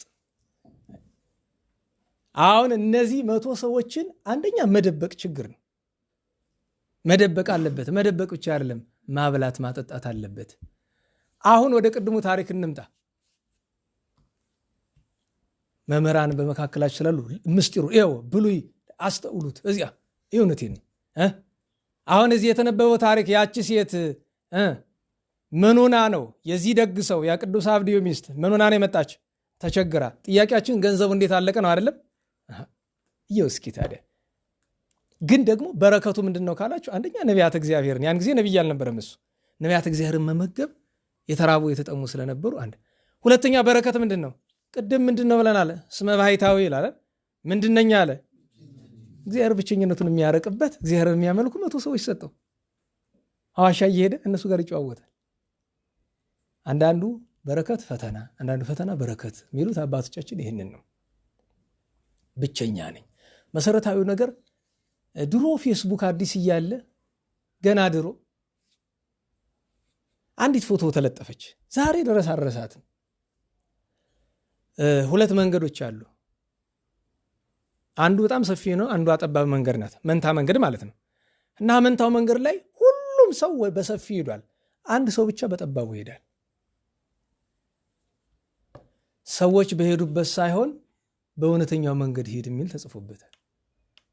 ያስገርማል አይደል? ይሄ እንደዚህ ይሄን የጻፈ ዓለማዊ ሰው ይገርመኛል። እንዴት ይሄ ገባው? ዛሬ ሁሉ ሰው የሚሄድ እንዴት ነው? ስዞር ለማዞር ነው እንግዲህ የጣለብህ። ምን ካሜራማን ዝም ብለህ ገትረህ ለማቆምማ ምን ሙያ ይባላል? ማዞር ነው እንጂ በዚያም ብሄድ እንዴት ዋላችሁ? እንዴት ዋላችሁ? ሰው የሚያደርገውን አይደለም ማድረግ ያለብን። እውነቱ ምንድን ነው? ሰዎች የሚያደርጉት እውነቱ ከሆነ አያስጨንቅም። ነገር ግን መጥፎ ነገር መስላችሁ ሰዎች አንድ ውሸት መናገር ወይ የማይገባ ነገር ማድረግ ይጀምራሉ። መጀመሪያ ህሊናቸው ይወቅሳቸዋል። ማንም ሰው ህሊናው ሲጀምረው ጥፋቱን ይወቅሰዋል። እየዋለ ሲያድር ኃጢአቱ እንደ ጽድቅ ሐሰቱ እንደ እውነት እየታየ ይሄዳል። ዛሬ እኮ ቤተክርስቲያናችን የምታዩት በሀገርና ቤተክርስቲያን እሱ ነው። አስባችሁታል? ሰዎችን በዚህ በፌስቡክም በቴሌግራም ብዙ አሰቃቂ ቪዲዮዎች አሉ አይደል? ሰዎችን ሲያርዱ ሲገፏቸው ምናምን ቪዲዮ፣ ያንን ቪዲዮ የሚቀርጹት ራሳቸው ናቸው። ለምን እንደሆነ ታውቃላችሁ? ያለ እነሱ እንደ ጽድቅ ነው፣ ለምደውታል።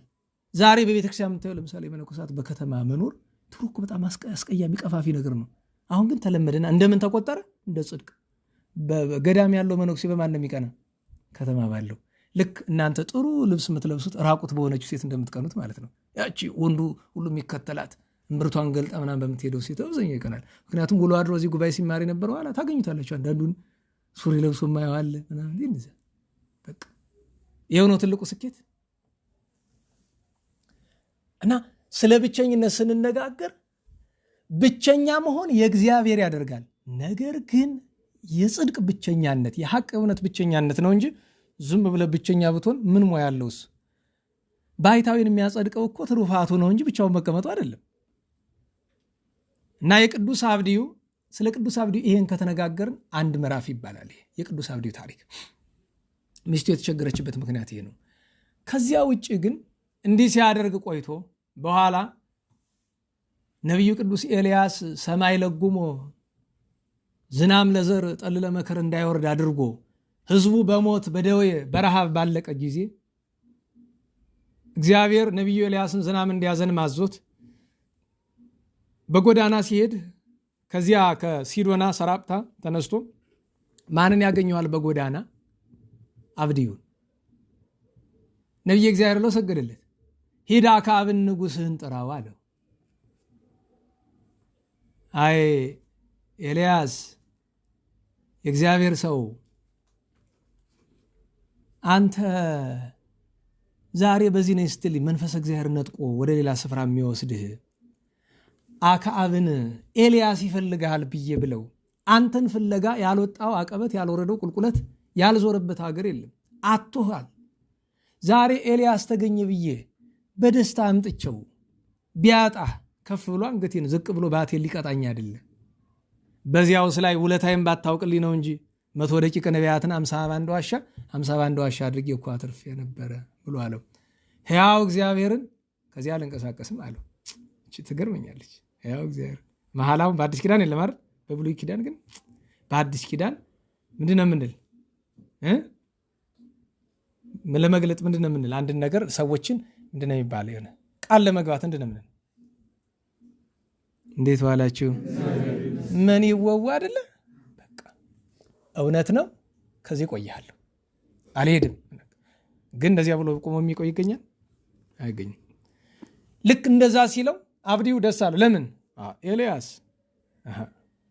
ቃሉ እንዴት ብሎ ይለውጣል? ሄደ፣ ይዞት መጣ። ከዚያ በኋላ አካዝያስ በነገሰ ጊዜ ወደ ጣዖቱ ካህን መልእክተኛ በላከ ጊዜ ኤልያስ በጎዳና ጠብቆ ትንቢት ነገራቸው። ያን ተመልሰው ሄዶ ኤልያስ መሆኑን ሲያውቅ የ50 አለቃ ላከ። የ50 አለቃውን ከነ 50 ሰራዊቱ ሄዶ የእግዚአብሔር ሰው ብሎ በኤልያስ ላይ አሾፈበት። 50 አለቃ አላላ አንዳንድ ሰው መጥቶ ለበጣ ይባላል አይደል? እንዴት ዋላችሁ? በቀደም እዚያ አለፍ ስንል እዚያ ጎረቤት ያለች አንቺ ወለተ ማርያም ዝም ብዬ እኮ ነው የመጣው። አንቺ ወለተ ማርያም ወለተ ማርያም እኮ ነው። ኧረ አወቁት እኮ እንዲያው እኮ ጠጋ ሳይኖረው ታይቀር ለበጥሽኛውን ይባላል አይደል?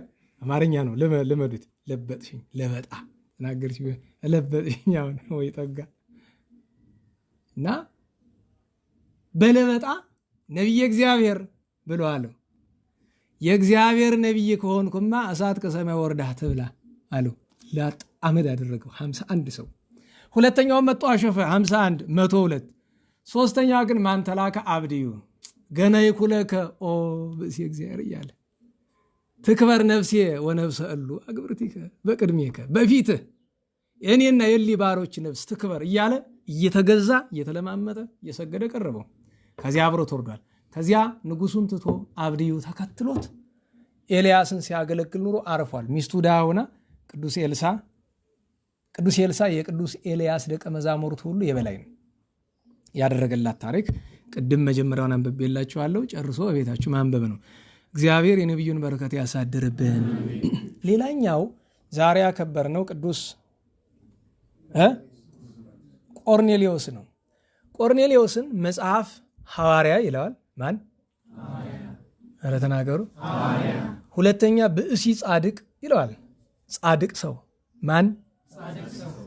ሶስተኛ ሀቤሜት ይለዋል።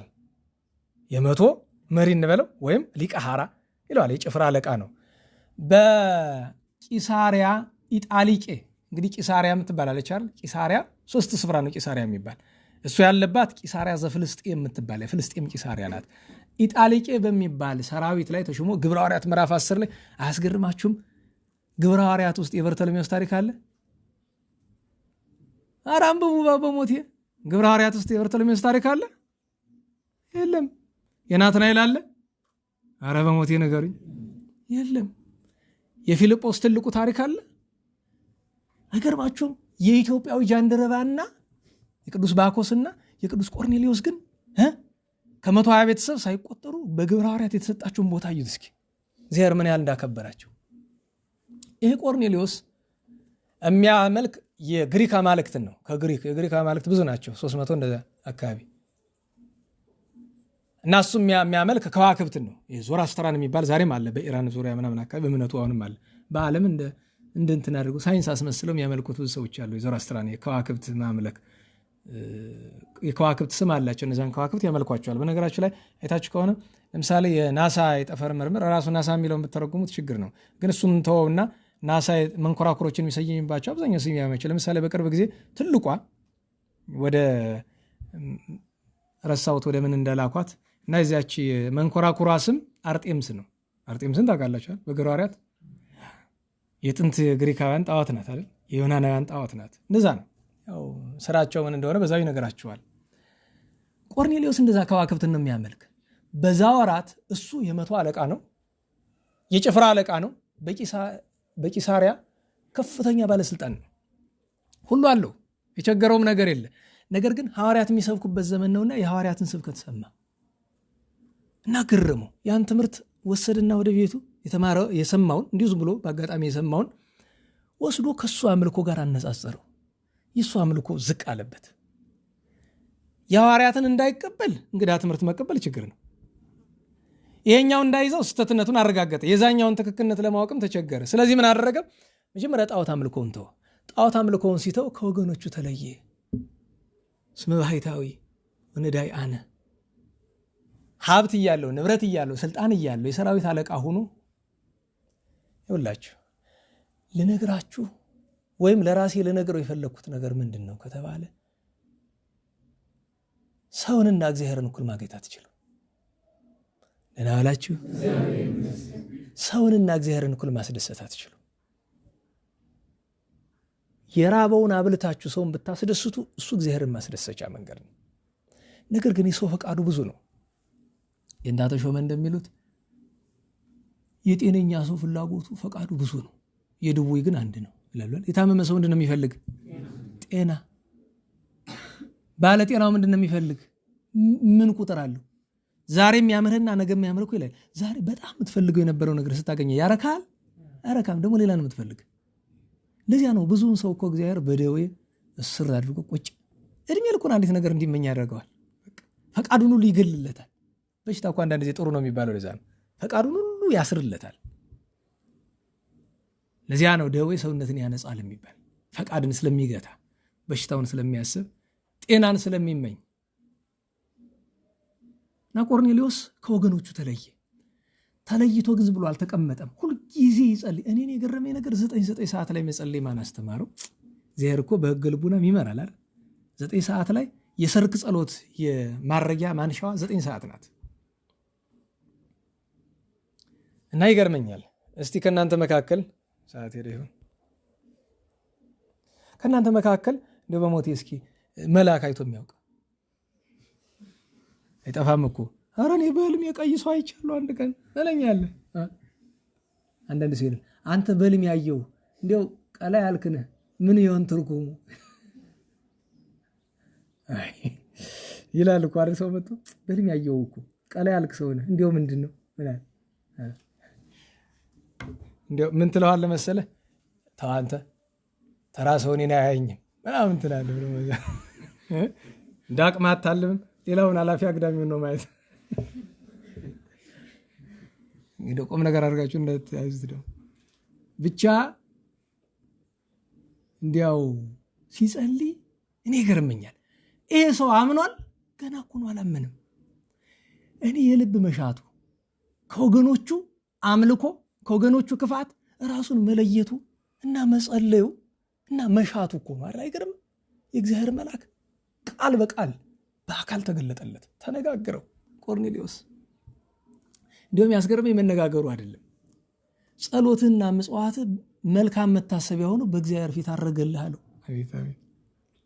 ይገርመኛል። እንዲያ ሳያምን ገና እኛ ምን ሆነን ነው ታዲያ?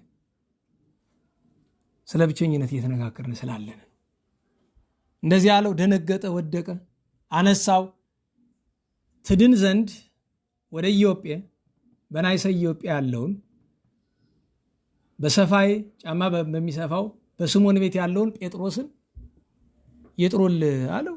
ቅዱስ ጴጥሮስ ደግሞ አላስተምርም እሱ አረመኔ ነው እንዳይል ያቺ መንጦላይት ወይም ሞጣይት ስፍሪት ታየችው አይደል? በአራት ማዕዘን የተያዘች መጋረጃ እንስሳት አራዊት አዕዋፍ ያሉባት። መልአከ እግዚአብሔር መጥቶ ተንስ ጴጥሮስ ህርድ ዘንተ ወብላ ተነስ እያለ ወደ እሪያ እየደጋገመ ያመለክቷል። 3 ጊዜ ያደረገ ምናል ሐሰ እግዚእ ጌታዬ ይሄ ከኔ ራቅ፣ ግሙራ ይቦአ ረኩስ ስታፉየ። እንግዲህ መምህራን ቆጥራችሁም በሉት የሚሉ አለ፣ ረኩስ ጠቅላቸው ብለው የሚሉት አለ። አብዛኞቹ እንግዲህ ቁጠሩት ይላሉ። እርዳታን ጠይቅ ተቆጥሮ ተጠቅሎ ባለሙያ ሲኖር ቁጥሩ ነው። እርዳታ መጠየቅ ቆጥሮ እነዚያ ነው የሚሉ ብዙዎቹ። እና ግሞራ ይቦአ ረኩስ ስታፉየ ከአንደበቴ የረከሰ ነገር ገብቶ አያውቅም ሲለው መልአከ እግዚአብሔር 3 ጊዜ ምን አለው? ዘእግዚአብሔር አንጻ አንተ የታስተራኩስ አለው። እግዚአብሔር ቅዱሶ የፈጠረውን አንጽቶ የፈጠረውን አንተ ርኩስ ነው አትበል አለው። ኋላ ምስጢሩ ሲረዳው ሄደ ወደ ቆርኔሌዎስ ሄዶ ሰገደለት። ቆርኔሌዎስ ሲሰግድለት ቅድም ብቸኛ ነው ብለናል አይደለም? ብቸኝነቱ ማንን አመጣለት? መጀመሪያ መልአክ፣ ኋላ ሐዋርያ እኮ ነው።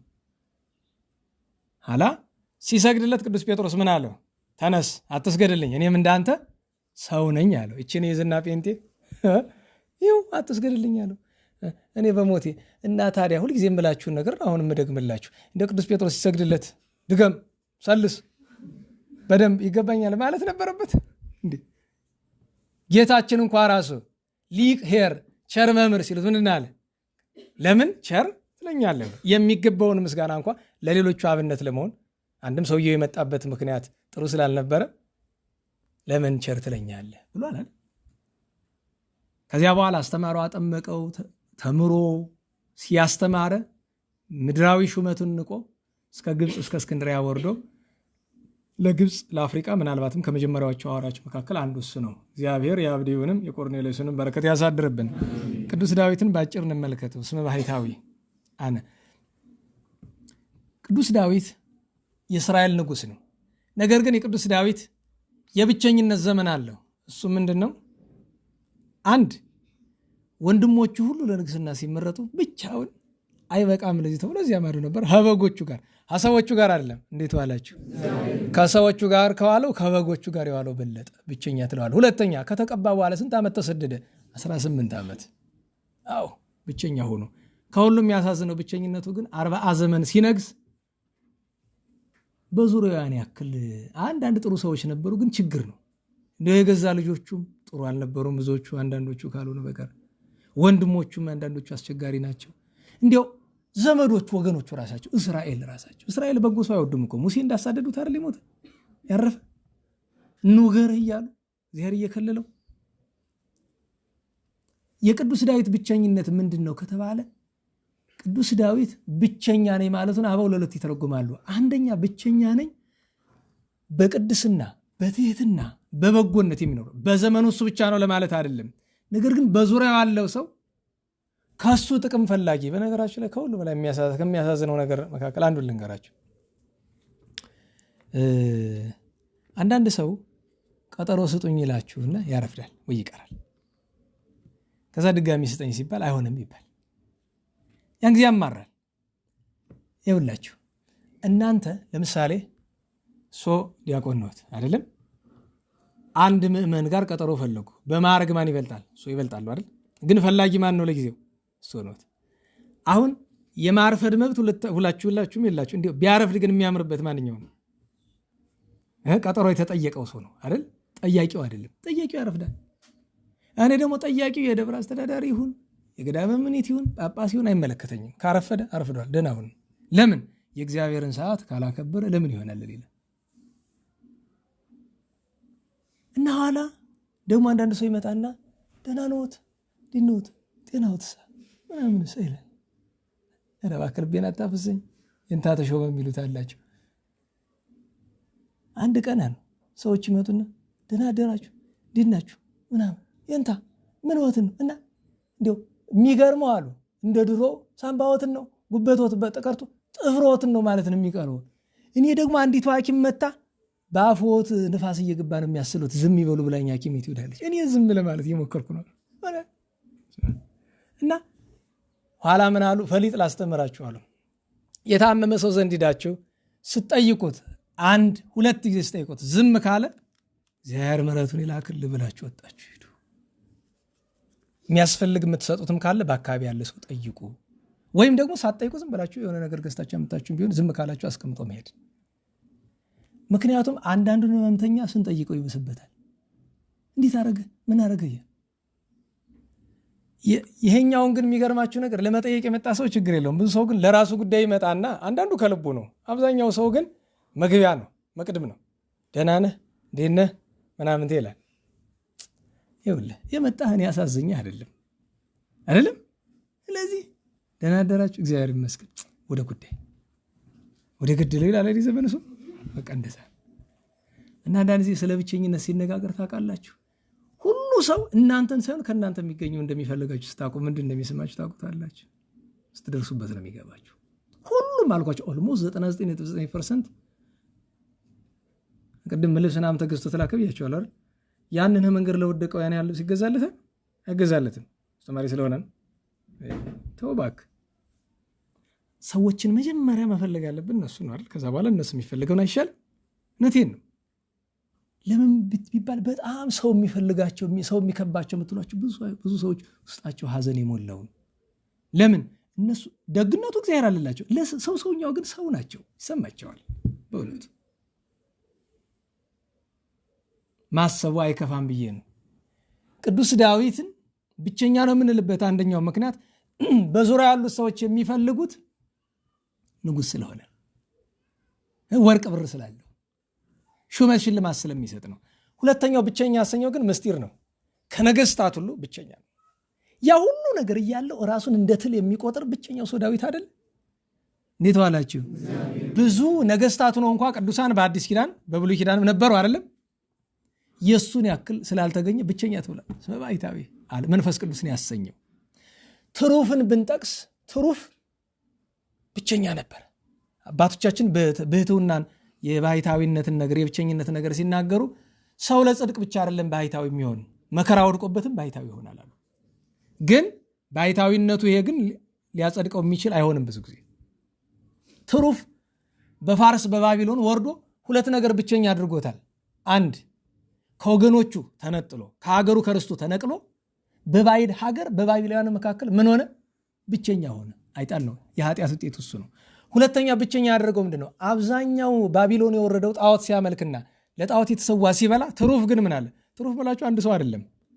አምልኮት እግዚአብሔርን ጠብቀው የቆዩ ቅዱሳን ሁሉ ናቸው ትሩፍ። እነ ዳንኤል፣ ሰለስቱ ደቂቅ፣ ዘካርያስ እንደዚህ የመሳሰሉት ናቸው። እነ ሕዝቅኤል፣ እነ ኤርምያስ እነዚህ የትሩፋን ወገን ናቸው። ስለዚህ አምልኮቱን በመጠበቅም ብቸኛ ነበር። አብሮትም ያመልክ አምልኮት በመጠበቁ ምክንያት ይነቀፍ ይወቀስ የነበረ ነው። ከዚያ ወደ ታች እንውረድና ቅዱሳን ባሕታውያን እንዘክራቸው። ባሕታዊ ምን ማለት ነው ከተባለ በጥሬው ብቸኛ ማለት ነው። ብቸኛ ማለት ምን ማለት ነው ከተባለ የተለየ ከምን? አንድ ከሰው፣ ሁለት ከዓለምና ከፈቃዷ፣ ሶስት ከኃጢአት የተለየ ከሰው ተለይቶ ከዓለም ፈቃድ ባይለይ ባሕታዊ አንለውም፣ ወይም መንፈሳዊ ተባሕታዊ አይደለም። ይሄ ከሦስቱም መለየት ግድ ነው። አንዳንዶቹ ግን ቅዱሳን ከዓለም ፈቃድ ከኃጢአት ይለዩና ከሰው ጋር ይኖራሉ። አብዛኞቹ ወይ እብድ መስለው ወይ ነጭ ለባሽ ነው አለ። ከተማ ውስጥ ጎንደር ውስጥ ገሌ አልላችሁ አሉ። ጥሩ ለብሰው የሚኖሩ ግን ለታይታ ነው። የሚገርሙ አንድ ቀን አንዱ ጋር እንዲህ ሳወራችሁ ደግሞ ቁም ነገር ያለኝ እንዳይመስላችሁ፣ እንዲሁ ብቻ ስራው ነው የሚያገናኝ፣ ስራው ራሱ ያገናኛል። እነዚያ እህል ሊወስዱ ሲመጡ እነሱ ጋር ለመገናኘት እነዚህኞቹ ያስፈልጋሉ። ሰው ጋር መስለው የሚኖሩት ግድ ነው ያስፈልጋሉ፣ ሰው ስለማይጠረጥራቸው በጎ ስራ። እና እኔ እኮ የሚገርመኝ እኔ እንደዚህ እድፍ ብዬ አንተ እንደዚህ ዝንጥ ብለህ ነው የምትኖር ነው። አንዳንድ ጊዜ መቀራረብ ያቀላልድ የለ ነግራቸው፣ ግን መልሶ አይቀልደኝም። ቅድም ነግሬያቸዋለሁ። የበላይ ነው እኮ ነው እሱ በማድረግ ያልንደራረስ የሚያረግጠውንም መሬት አላክል። ግን እንዲሁ የሚገርማችሁ አንዳንድ ቀን ሽቶ ሁሉ ተረስቶ ይመጣል። አንተ ምንድን ነው ይህን ነገር ቀስ አድርገው እንጂ እዛ አንተን ቤት እኮ ሽቶ አላል እና ለስዕሉ አይደለ ታዲያ ጨረስከው ይህን ሽቶ በላይ እያረጀ ተራ የ1,000 ብር መስሎ 35,000 ብር የተገዛ ሽቶ እያርከፈከፈ አልፎ አልፎ በክብረ በዓል የሚረጭ አይዘለቅም ብዬ ውድ ነው በጣም ዋጋው፣ ምክንያቱም ብራንድ ያለው ነው ትላለህ ነው እንግዲህ እንደዛ እንዳገሩ ሰው። እውነቴን ነው። ግን ጥራት ግን አለው። ይሄኛው ተራ ብራንድ አይደለም፣ ጥራት አለው በጣም። ጥራቱ የሚታወቀው ምንድነው? ጠረኑ ብቻ አይደለም፣ ለቀናት ይቆያል። በነገራችሁ ላይ ከ3 ከ4 ቀን በኋላ ሁሉ ሰዎች ለእኔ የምኖርበት አይታወቀኝም። ስለ አድኖቹ ያሉበት ስፍራ ሰው እንግዳ ሰው ሲመጣ ግን እንደዚህ ያለ ነገር ይሸተተኛል። ይገርማል። ያን ያህል ቀን መቆየቱ ያስገርማል። እና ጥራትም ስላለው ብዬ ነው። ደግሞ የሚገዙት ሰዎች ጥሩ ጥሩ ሰዎች ናቸው። ይህንን እንዴት ዋላችሁ? ለሁሉም ባሕታዊ የምንለው ከሦስቱ የተለየ ነው ለማለት ነው። ስመ ባሕታዊ እና ባሕታዊ ሲጸልይ ሁልጊዜ መዝሙር 24 እና መዝሙር 101 ላይ በጣም ያተኩራል ይባላል አይደል? መዝሙር 24 ላይ ስመ ባሕታዊ ወነ ዳይአነ እኔ ብቸኛ ድሃ ነኝ የሚለው አንድ። ሁለተኛ መዝሙር 101 ላይ ገና ሲጀምር ስማኒ ምንድን ነው የሚል? ጸሎተ ባሕታዊ ሶበ ይትየክዝ። ባሕታዊ በብቸኝነት ምክንያት በጣም ሲተክዝ ወይ ክኡ ስለቶ ቅድመ እግዚአብሔር ይላል አይደለም? በቃ ምን ይላል? ስማኒ እግዚኦ ጸሎቴ፣ አቤቱ ልመናዬን ስማኝ። ወይ ብጻ ቅድሜ ከጋአሬ ጩኸቴ፣ ልመናዬ ወደ አንተ ይድረስ። ወይ ትሚጥ ገጸ ከምኔ፣ የቸርነት ፊትህን ከኔ አትመልስ። በዕለተ ምንዳቤ አጽም ዝነ ከሃቤ፣ በመከራዬ ቀን ጆሮህን ወደ እኔ አዘንብለህ ስማኝ። አመለ ተጼዋአከ ፍጡነ ስማኒ ይላል። ሶስተኛው የባሕታውያን ጸሎት ልጨምርላችሁ መዝሙር 26 ናት። መዝሙር 26ን የሚያስታውሳል ምንድን ነው? በመዝሙር ሁሉ አለ በአማርኛ መዝሙር እግዚአብሔር ምን ያበር ሊተ ዋድነኒ ምንትኑ ያፈራሃኒ። ወረድ ብሎ ካህኑ በቅዳሴ የሚለውን አላለን ወሐሰስኩ ገጸከ ይላል። ባሕታዊ ሲጸልይ ሲያዝን ገጸ ምሕረትን ፈለግኩ፣ ገጸ ዚአከ አሐስስ፣ የቸርነት ፊትህን እሻለሁ አለና ወይትሚጥ ገጸ ከምኔ፣ ከኔ ገጸ ምሕረትን አትመልሰው አለና ነው ወይ ትትጋስ እምገብሪከ ተምኢአከ፣ ተበሳጭተህ ተቆጥተህ ከኔ ከባሪያ ገጸ ምሕረትን አትመልስብኝ። ቀጥሎ ምንድን ነው? ረዳዬ ኩነኒ ወይ ትግድፈኒ አይደል? አዎ አጋዥ ረዳቱ። እነዚህ የባሕታውያን ጸሎት ይባላሉ። ሰው ብቸኛ ሲሆን አባቶቻችን ወደ እግዚአብሔር ግን እንድታውቁት የሚያስፈልገው ነገር ብቸኝነት መልካም ነው የሚለውን አሁን ወደ ማጠቃለያው ስለመጣን ስለ ብቸኝነት ስንነጋገር ብቸኛ ነኝ ብለን እንድናማረር አይደለም፣ ወይ ደግሞ ዝም ብለን ከመሬት ተነስተን ከሰው እንድንለይ አይደለም። አሁን ይህን ትምህርት ይሰማና አንዳንዱ ጅል እዚህ በኋላ ጉባኤ አልመጣም ሰው አለ እዛ ውስጥ ተው እንጂ። አንዳንዱ ባሕታዊ ሆንኩ ብሎ ዓለምን በሙሉ በአናቱ ተሸክሟት ይሄዳል፣ ይዟት ይሄዳል የሚባል ነገር አለ አይደለም? ልክ ለተባቶ ሲሄድ ሚስቱንም ልጆቹንም ንብረቱንም ሁሉ ልክ እንደ ምንድን ነው ቤት እንደመቀየር ማለት ነው። እንደዛ በአካል እንዳይመሰላችሁ ይዟቸው የሚሄድ በጭንቅላቱ ተሸክሟቸው ይሄዳል። ይሄ ምን ለውጥ አለው? ስለ ብቸኝነት መነጋገር ያስፈልገን ለምንድን ነው ካላችሁ፣ አንድ ላደለው ተባሕተው ጥሩ ነው። ሁለት ብቸኛ እሆናለሁ ብለህ ከጽድቅ ከእውነት ከእግዚአብሔር አትፍለስ። አየህ፣ እውነትን ከሚይዙ ሰዎች ጋር ኑር። ካጣ ብቻህን ሁን፣ ብቻህን ቁም። ለምን ብቻ የምትባለው በሰው አማርኛ ነው እንጂ በእግዚአብሔርማ አይላፋት መላእክት ትልፊት አእላፋት ትጉሃን ካንተ ጋር ናቸው። ነገር ግን ብቸኛ ደግሞ በግድ ልትሆን ትችላለህ። እሱ ምንድነው? ኃጢአት ስትሰራ ረድኤተ እግዚአብሔር ይርቃል። ሰው የከበበ ይመስልም እግዚአብሔር ይርቃል። እንኳን ሌላ ጠባቂ መልአክ 40 ክንድ ይርቃል ይላሉ አባቶቻችን። ብቸኛ ትሆናለህ። መልአከ እግዚአብሔርን አናርቀው።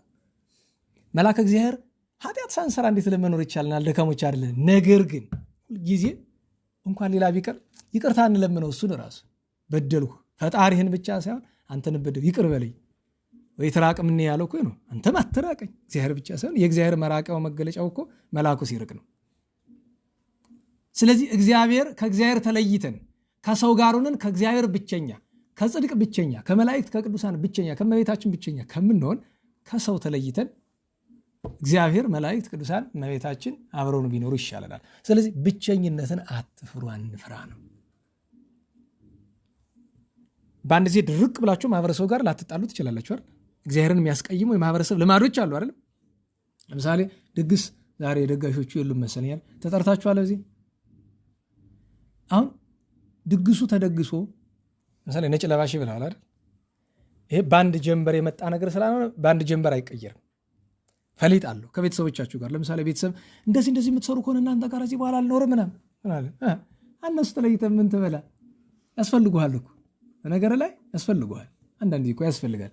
እኔ አንዳንድ ጊዜ ምን ይባላል የስጋ ዘመድ ያስፈልጋል አያስፈልግም? እንዴት ዋላችሁ? የስጋ ዘመድ ያስፈልጋል አያስፈልግም? ያስፈልጋል። ቦታ አለ ሁሉ። አባቶቻችን ከሩቅ ዘመድ የቅርብ ባዕድ ወይም የቅርብ ጎረቤት ይሻላል ይላሉ አይደለም?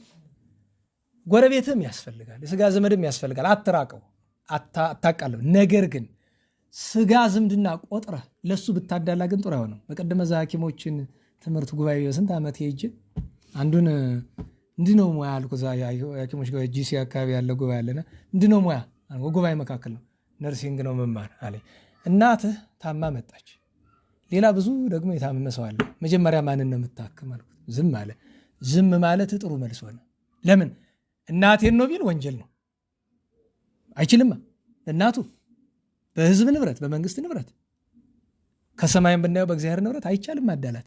እንደገና ደግሞ አይ የለም ሌላውን ነው የማክመው ብትል ውሸት።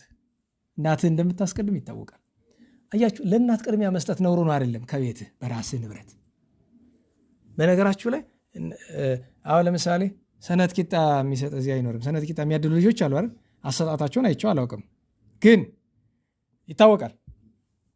የድሮውን ብዬ ነው፣ አሁን ላይ ያደርጉ ይችላል። ድሮ እንኳን ሌላ እኛ ራሳው ስንሰጥ በነበረበት ጊዜ ማለት ነው። ሀብታም ምናምን ካለ 2-3 ጣል እናደርግለታለን። እንደዛ አይነት አለው። ኋላ ደግሞ ደረጃችን ደርሶ እኛ ትልቅ ስንሆን ደግሞ አሁን በቀደም አንሳ አለኝ። ኧረ ስጠኝ። አይ የለም በማዕረግ የሚበልጣችሁ ሲኖር አንሳ ነው የሚባል። አንስተ ነውር ነው። በማዕረግ የሚበልጣችሁን አንስታችሁ አሰጡት ማለት አንሳ አለኝ። አለ ስርዓት እንደሆነ ሰው አንዳንድ ሰው ኧረ ይጨምሩ አለኝ። ሁሉ አንዳንድ እየሰጠው ያለ ኧረ ይጨምሩ ብዬ ነው። የለም አድሎ ይባላል።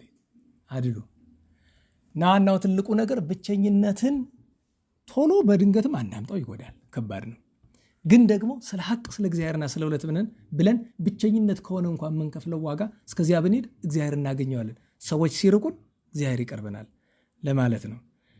እንግዲህ የብቸኝነት የመጨረሻ ማጠቃለያ ርዕስ በዚህ ዓለም የመጨረሻዋ ብቸኛ እግዝእትነ ማርያም ናት። በሁሉ ባሕታዊት። አንደኛ በስደቷ ወራት ብቸኛ ነበረች አይደል? 64 ዘመን ስትኖር ማን አጋዥ ነበራት? እንደ ዓለም እንኳ የአምላክ እናት ናት ብሏለን። እንደ አንድ መደበኛ ሰው እንኳ አክብሯት ነበረ? እመቤታችን ባሕታዊት ነበረች ብላለች እኮ በሰቆቃወ ድንግል ባሕታዊት እምከ ይዜ አይቴኑ አሐውር በጣዕመ ቃላ መዓርኢር ወበአስቆቆ መሪር ማርያም ትቤሎ ለወልዳ ፍቁር አባ ገብረ ኢየሱስ ሰቆቃወ ድንግል። አዎ ባሕታዊት እምከ ብቸኛዋ እናት ይዜ አይቴኑ አሐውር። ዛሬ ወዴት እደርሳለሁ? ወዴት እሄዳለሁ? አንተን ለማዳን ጠላት ሲደርስባት ነው እንደዚያ ያለችው። እና ባሕታዊት ናት እመቤታችን። ባሕታዊት የምንልበት ግን ሌላ ምክንያት አለን። በዚህ ዓለም ብቸኛ ሆና ስለኖረች አይደል? ባሕታዊት የሚያሰኛት ነገር አለ። ሌሎች ቅዱሳን ሁሉ ክብራቸው ይወራረሳል አይደል? እንዴት ዋላችሁ? ክብራቸው ይወራረሳል። የእመቤታችን ግን ለምሳሌ አንደኛው እናትም ማለት ድንግልም እናትም ናት። በዚህ ምንድን ናት? ባሕታዊት ብቸኛዋ። ድንግልም እናትም የሆነች ከሷም በፊት በሷም ጊዜ ከሷም በኋላ አለ የለም። ስለዚህ እመቤታችን ባሕታዊት ብቸኛ ናት። ባሕታዊት በዚያ ነገር ብቸኛዋ እሷ ናት። ከሷ በቀር ማንም። ሁለተኛ እመቤትና አገልጋይ በአንድ ጊዜ መሆን ይቻላል? ንገሩኝ። አይቻልም። ምን እንላታለን? ወአመት እናትና አገልጋይ፣ አንድም እግዝእቱ አመት እመቤትና አገልጋይ በአንድ ጊዜ እኮ ነው። በተራራቀ ጊዜ አንዲት ንግስት ተዋርዳ አገልጋይ ልትሆን ትችላለች፣ ወይ ደግሞ አገልጋይ ኖራ ከብራ ልትሆን ትችላለች። እመቤታችን ግን በዛው ሰዓት እመቤትም ናት፣ አገልጋይ። እሱ ብቻ አይደለም። ቅዱስ ኤፍሬም የተናገረው ነገር አለ። በዚህም ብቸኛ ናት። ቅዱስ ኤፍሬም ምን አለ? ድንግል ወለደቱ ለገባሪያ አለ። እመቤታችን ማንን ወለደች? ድንግል ፈጣሪዋን። ፈጣሪዋን ወለደች ማን አለች? በዚህም ባሕታዊት ናት፣ ብቸኛ ናት። ሁለተኛ ደግሞ ወውቱን የፈጠረው ወላዲቶ፣ እሱ ደግሞ እናቱን ፈጠረ። የፈጠራትን የወለደች ብቸኛ እሷ ናት። እሱ ብቻ አይደለም። የድንግልና ወተት ዓለም ከተፈጠረ ዘመን ከተቆጠረ ከእመቤታችን በቀር የለም። አንዲት ሴት ድንግልና ወተት አታወጣም ከስነ ተፈጥሮ ሕግ ውጭ ካልሄደች በቀር። አላረልዝ ሙሉ አንዳንድ በሐኪም በምናምን ናምንቴ ሰርተውላት እዚያ ምናምን። እሱ እኮ ዞሮ ዞሮ ወተት ማፍራት አይደለም። ልክ አንድ ሰው መጥቶ እንዲያው አንተ እኛ ቤተ ክህነት ሰው ናችሁ እያለ በመስተፋቅር ያማናል አለኝ አንዱ ዲያቆን። አይተው መታማታችን እንኳ ይገባናል። ለምን የሚል ከሰከስ ብዙ ሰው ስላለ። ግን እንደው እንደ እውነት የስታገኝ ንገራቸው ለሰዎች፣ እንዲው ለሚጠይቁ ለሚያናግሩ ሁሉ እባካችሁ። እንዲው ሰይጣን እንዲወድህን ያለ መከራ ምን ያደርጋል? መስተፋቅር ስትሰሩ ሂዶ በዛ በተሰራው ነገር ሴቲቱ ላይ ያድርባታል። እሱ ከዛ እንደወደደች ያስመስላል። ግን የወደደ ማን ነው? እሱ ራሱ። ስባል እንደዚህ ሁሉ ገንዘብ ከፍለህ ምናምን ብለህ እንዴት ይሆናል? ሃይማኖትን ክደህ። ምክንያቱም ጥንቆላ የሚያሰራ ሰው ሁሉ ሃይማኖትን ክዷል። ታውቃላችሁ፣ ጠንቋይ ቤት የደረሰ ሰው ቄደር ያስፈልገዋል። ይህም ማወቅ አለባችሁ። መጻሕፍት ያስገድዱታል። እና እንደዚያ ስለን እመቤታችን ድንግል ማርያም የድንግልና ወተት ሀሊበ ድንግልናውያን ያስገኘች፣ በብስራት ብቻ የጸነሰች፣ በእነዚህ ሁሉ ባሕታዊት። እሱ ብቻ አይደለም፣ ንጻ ነፍስ፣ ንጻ ስጋ፣ ንጻ ልቡና ለብቻዋ የተሰጣት። ለየት ማድረጊያውን በሰዓሊ ለነ ቅድስት ትርጓሜ ያለውን ማየት ከሆናል። ቅድስት ሆይ ለምኝልን። ሰዓሊ ለነ ቅድስት አለ አይኑ አብዮን ሳይብን አሳድሪብን፣ አልፋው አብዮን ለምኝልን። ለምናስ እንኳ በሷ በሌሎችም ተስተውሱትም። ኧረ ውዳሴ ማርያም አዳምጡ። እንዴት ዋላችሁ? ስንኳ በሷ በሌሎችም ልመና የለባቸውም ብሎ ጻድቃንኒ ይረክቡ ሁሉ ዘሐሰሱ በሐቲ ስለተለቦሙ ብሎ ጻድቃን በአንዲት ልመናቸው በኋላ አጣን እንደሚያስምሩ ይነግረንና ቅድስት ሆይ ሰዓሊ ለነ ቅድስት አለ ጽኔት ንጽሕት ክብርት ልዩ ሲል ነው። ጽኔት መባል እመቤታችን ቅድመ ጸኒስ ጊዜ ጸኒስ ድረ ጸኒስ፣ ቅድመ ወሊድ ጊዜ ወሊድ ድረ ወሊድ ድንግል የሆነች ብቸኛዋ ማናት? እመቤታችን ብቸኛ። ከዚያ ንጽሕት አለ። ሌሎች ሴቶች ቢነጹ ከነቢብ ከገቢር ነው። ከሐልዮ ሁሉ ንጽሕት የሆነች ግን ብቸኛዋ ማናት? እመቤታችን። አንድም በሌሎች እህቶቻችን እናቶቻችን ተፈቶ ማይጸን አለባቸው። ተፈቶ ማይጸን ከቶውኑ ያላገኛት ለማዳንስት ያላገኛት ብቸኛዋ ማናት? እመቤታችን። ክብርት አለ። ሌሎችን ብናከብራቸው ጻድቃን፣ ሰማዕታት፣ ነገስታት፣ መኳንንት፣ ነቢያት፣ ሐዋርያት ወለዱልን። እመቤታችን ግን የማን እናት? የአምላክ እናት ብቸኛ እሷ ናት። ከዚያ ምን አለ? ልዩ እናትነት ከድንግልና ድንግልና ከእናትነት አስተባብራ የያዘች ብቸኛዋ እሷ ነችና ባሕታዊት ብሎ ለሷም ያስተረጉማል። የቅዱስ ዳዊት ሀብቱ የነቢያት በረከታቸው ይደርብን። የቅዱስ ቆርኔሌዎስ የቅዱስ አብድዮ በረከት ይደርብን። የእመቤታችን በረከቷ ይደርብን። ስጀምር የነቢያት ጾም ነገር እንነጋገራለን ብያችሁ ነበር አይደለም? ፈቃድ እግዚአብሔር አልሆነም። እንግዲህ ደግሞ ዓርብ እንነጋገር ጊዜ ስላለን ወደ ዓርብ ደግሞ እናሸጋግረዋለን ማለት ነው። ሁላችንም በያለንበት ለምስጋና እንነሳ።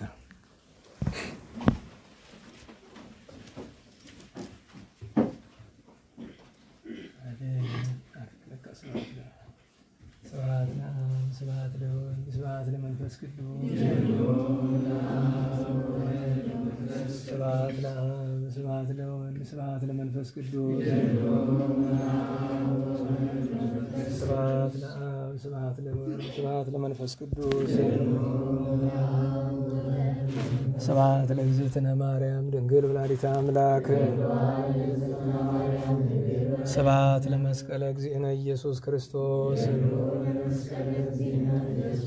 ክርስቶስ በምሕረቱ ይዘከረነ አመዳግም ምጽአቱ እያስተሐፍረነ ለሰቦተ ስሙ ያንቃሃነ ወበአምልኮቱ ያጽንዓነ እግዝእትነ ማርያም አይርጊ ጸሎተነ ወአስተስርይ ኩሎ ኃጢአተነ ቅድመ መንበሩ ለእግዚእነ ለዛብልዐነ ዘንተ ህብስተ ወለዘአስተየነ ዘንተ ጽዋዓ ወለዘሰርዓ ለነ ሲሳየነ ወአራዘነ ወለዘተአገሰ ለነ ኩሎ ኃጢአተነ ወለዘወሃበነ ሥጋሁ ቅዱሰ ወደሞ ክቡረ ወለዘአብጽሐነ እስከ ዛቲ ሰዓት ዘለዓለም ምሕረቱ ናብሎቱ ስብሐት ወአኮቴተ ለእግዚአብሔር ወለወላዲቱ ወለመስቀሉ ክቡር ይትአኮቶ ይሰብሐ ስሙ ለእግዚአብሔር ወትረ በኩሉ ጊዜ በኩሉ ሰዓት። ስብሐት ለአብ ወወልድ ወመንፈስ ቅዱስ ለዓለሙ ለዓለመ ዓለም።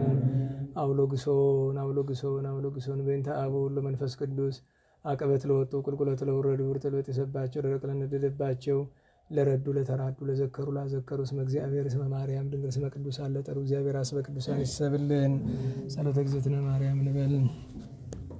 ሰላም ለኪ ዘነሰግን ለኪ ንግሥተ አድኅኖ ማርያም ምን አስተበቅኪ ማርያም ተማይጸነኪ ወንታና ምክያቂ ማውቂ ማይበረነ ወትረ ድንግል ባርኪ ጸሎተ እግዝእትነ ማርያም ድንግል ባርኪ ታበይኑ ሲሉ እግዚአብሔር ተታሰይ መንፈስ መላክ መዳን ስመሪያ ማማ አመቱ ነው ኢየሱስ ያስተበጽ ገብረን የተለየቱ ቅዱስ ወሳይሉ ሌላ ትውልድ ትውልድ ለለ ይፈረው ገብረ ኃይለ በመዝራቱ ዘሩም ነው ያቢሉ በመንስቶ ማየናል መናብርት ይሁን አይቢው ለዛን አስቀው በረከቱ ለረባን ወፍኖ ሙራቆሙ ለውላ መትሮክ ለእስራኤል ቆሪሁን ዘከረ ሳይሉ ዚቢሉና አሁን ለአብርሃም ለዘሩ እስከ ዓለም ባርክነ ቅድስና ንጽህና እግዝእትነ ፍትነ ማይሰሪው ለሰይጣን እሙ ለመድህን ወለተ ብርሃን ኦ መዝገበ በረከት መዝገበ ቅዱሳት መዝገበ ንጽ መዝገበ ራህ መዝገበ ይዋሃት ባርክነ በእድኪ በከመ ባረኪ ወኤፍሬም ፍቁርኪ በበረከተ ወልድኪ ወአቡ መንፈስ ቅዱስ ስብሐት ለአብ ወወልድ ወመንፈስ ቅዱስ ለዓለሙ ለዓለመ ዓለም።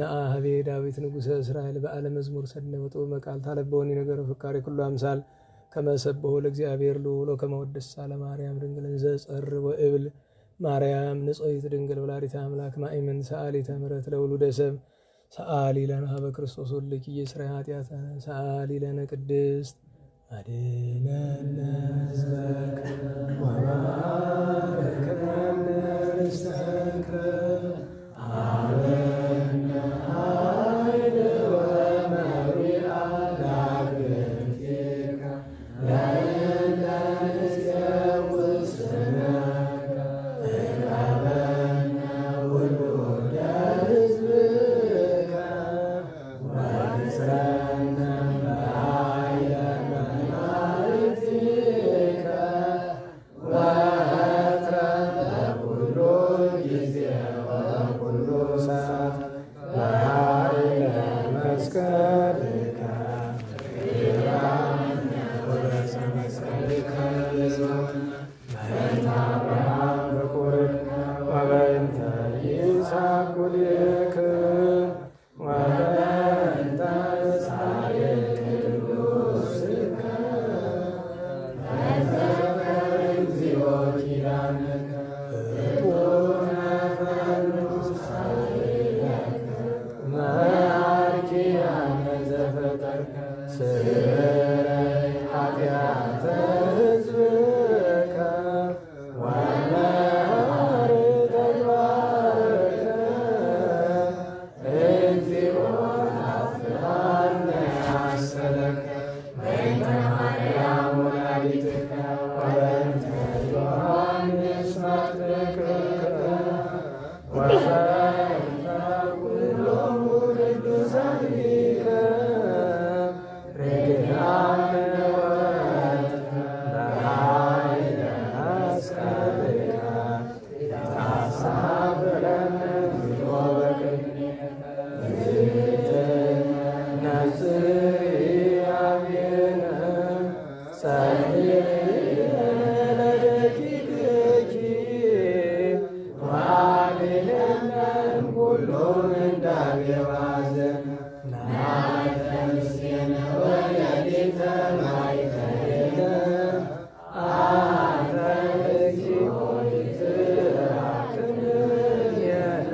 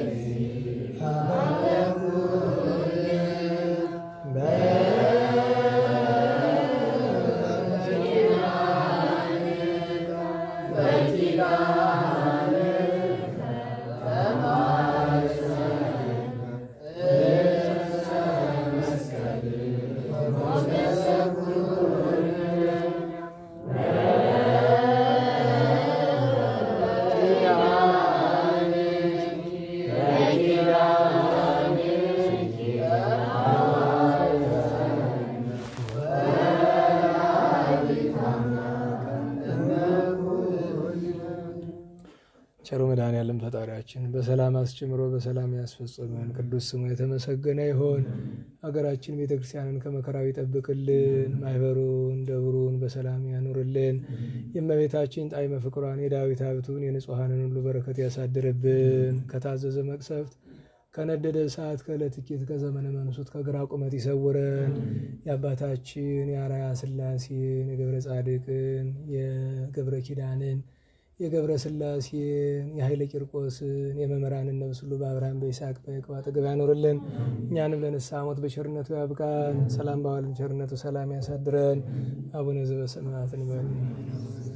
ይትቀደስ ስምከ ትምጻእ መንግሥትከ በከመ በሰማይ ከማሁ በምድር ሲሳየነ ዘለለ ዕለትነ ኅድግ ለነ አበሳነ ወጌጋየነ ከመ ንሕነኒ ንኅድግ ለዘአበሰ ለነ ኢታብአነ እግዚኦ ውስተ መንሱት እለ አድኅነነ እምኩሉ እኩይ እስመ ዚአከ ይእቲ መንግሥተ በሰላም ቅዱስ ገብርኤል መልአክ ሰላም ለኪ ድንግል ህሊናኪ ወድንግል በሥጋኪ እመ እግዚአብሔር ጸባኦት ሰላም ለኪ ቡርክት አንቲ እምአንስት ወቡሩክ ተፈሥሒ ፍሥሕት ምልዕተ ጸጋ እግዚአብሔር ምስሌኪ ሰዓሊ በጸልይ ለነ ኢየሱስ ክርስቶስ ከመ ይስረይ ለነ ኃጣውኢነ ተማኅፀንኪ።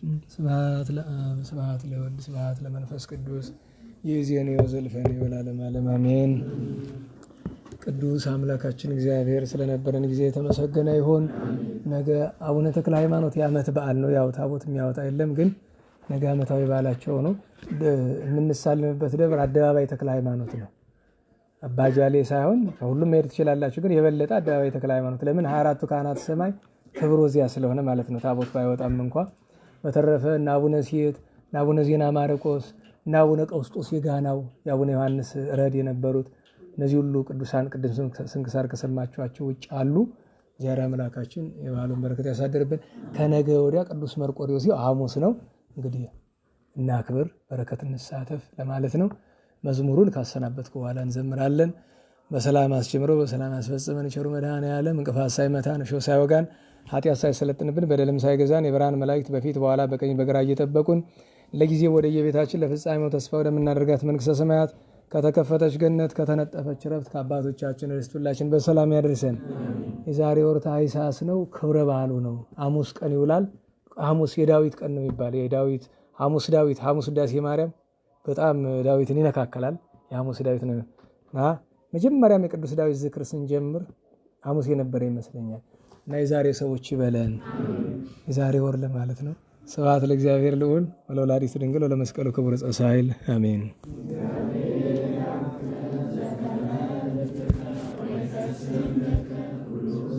አሜን። የመሸባችሁ መሄድ ትችላላችሁ።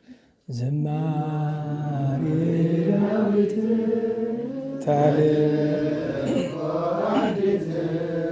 ቅዳሴ መላእክት ዝማሬ ዳዊት ተልእኮ አዲስ ቅዳሴ መላእክት የተቀበልክ አምላክ የተቀበልክ አምላክ የተቀበልክ አምላክ የተቀበልክ አምላክ የእኛንም ዝማሬ ተቀበል።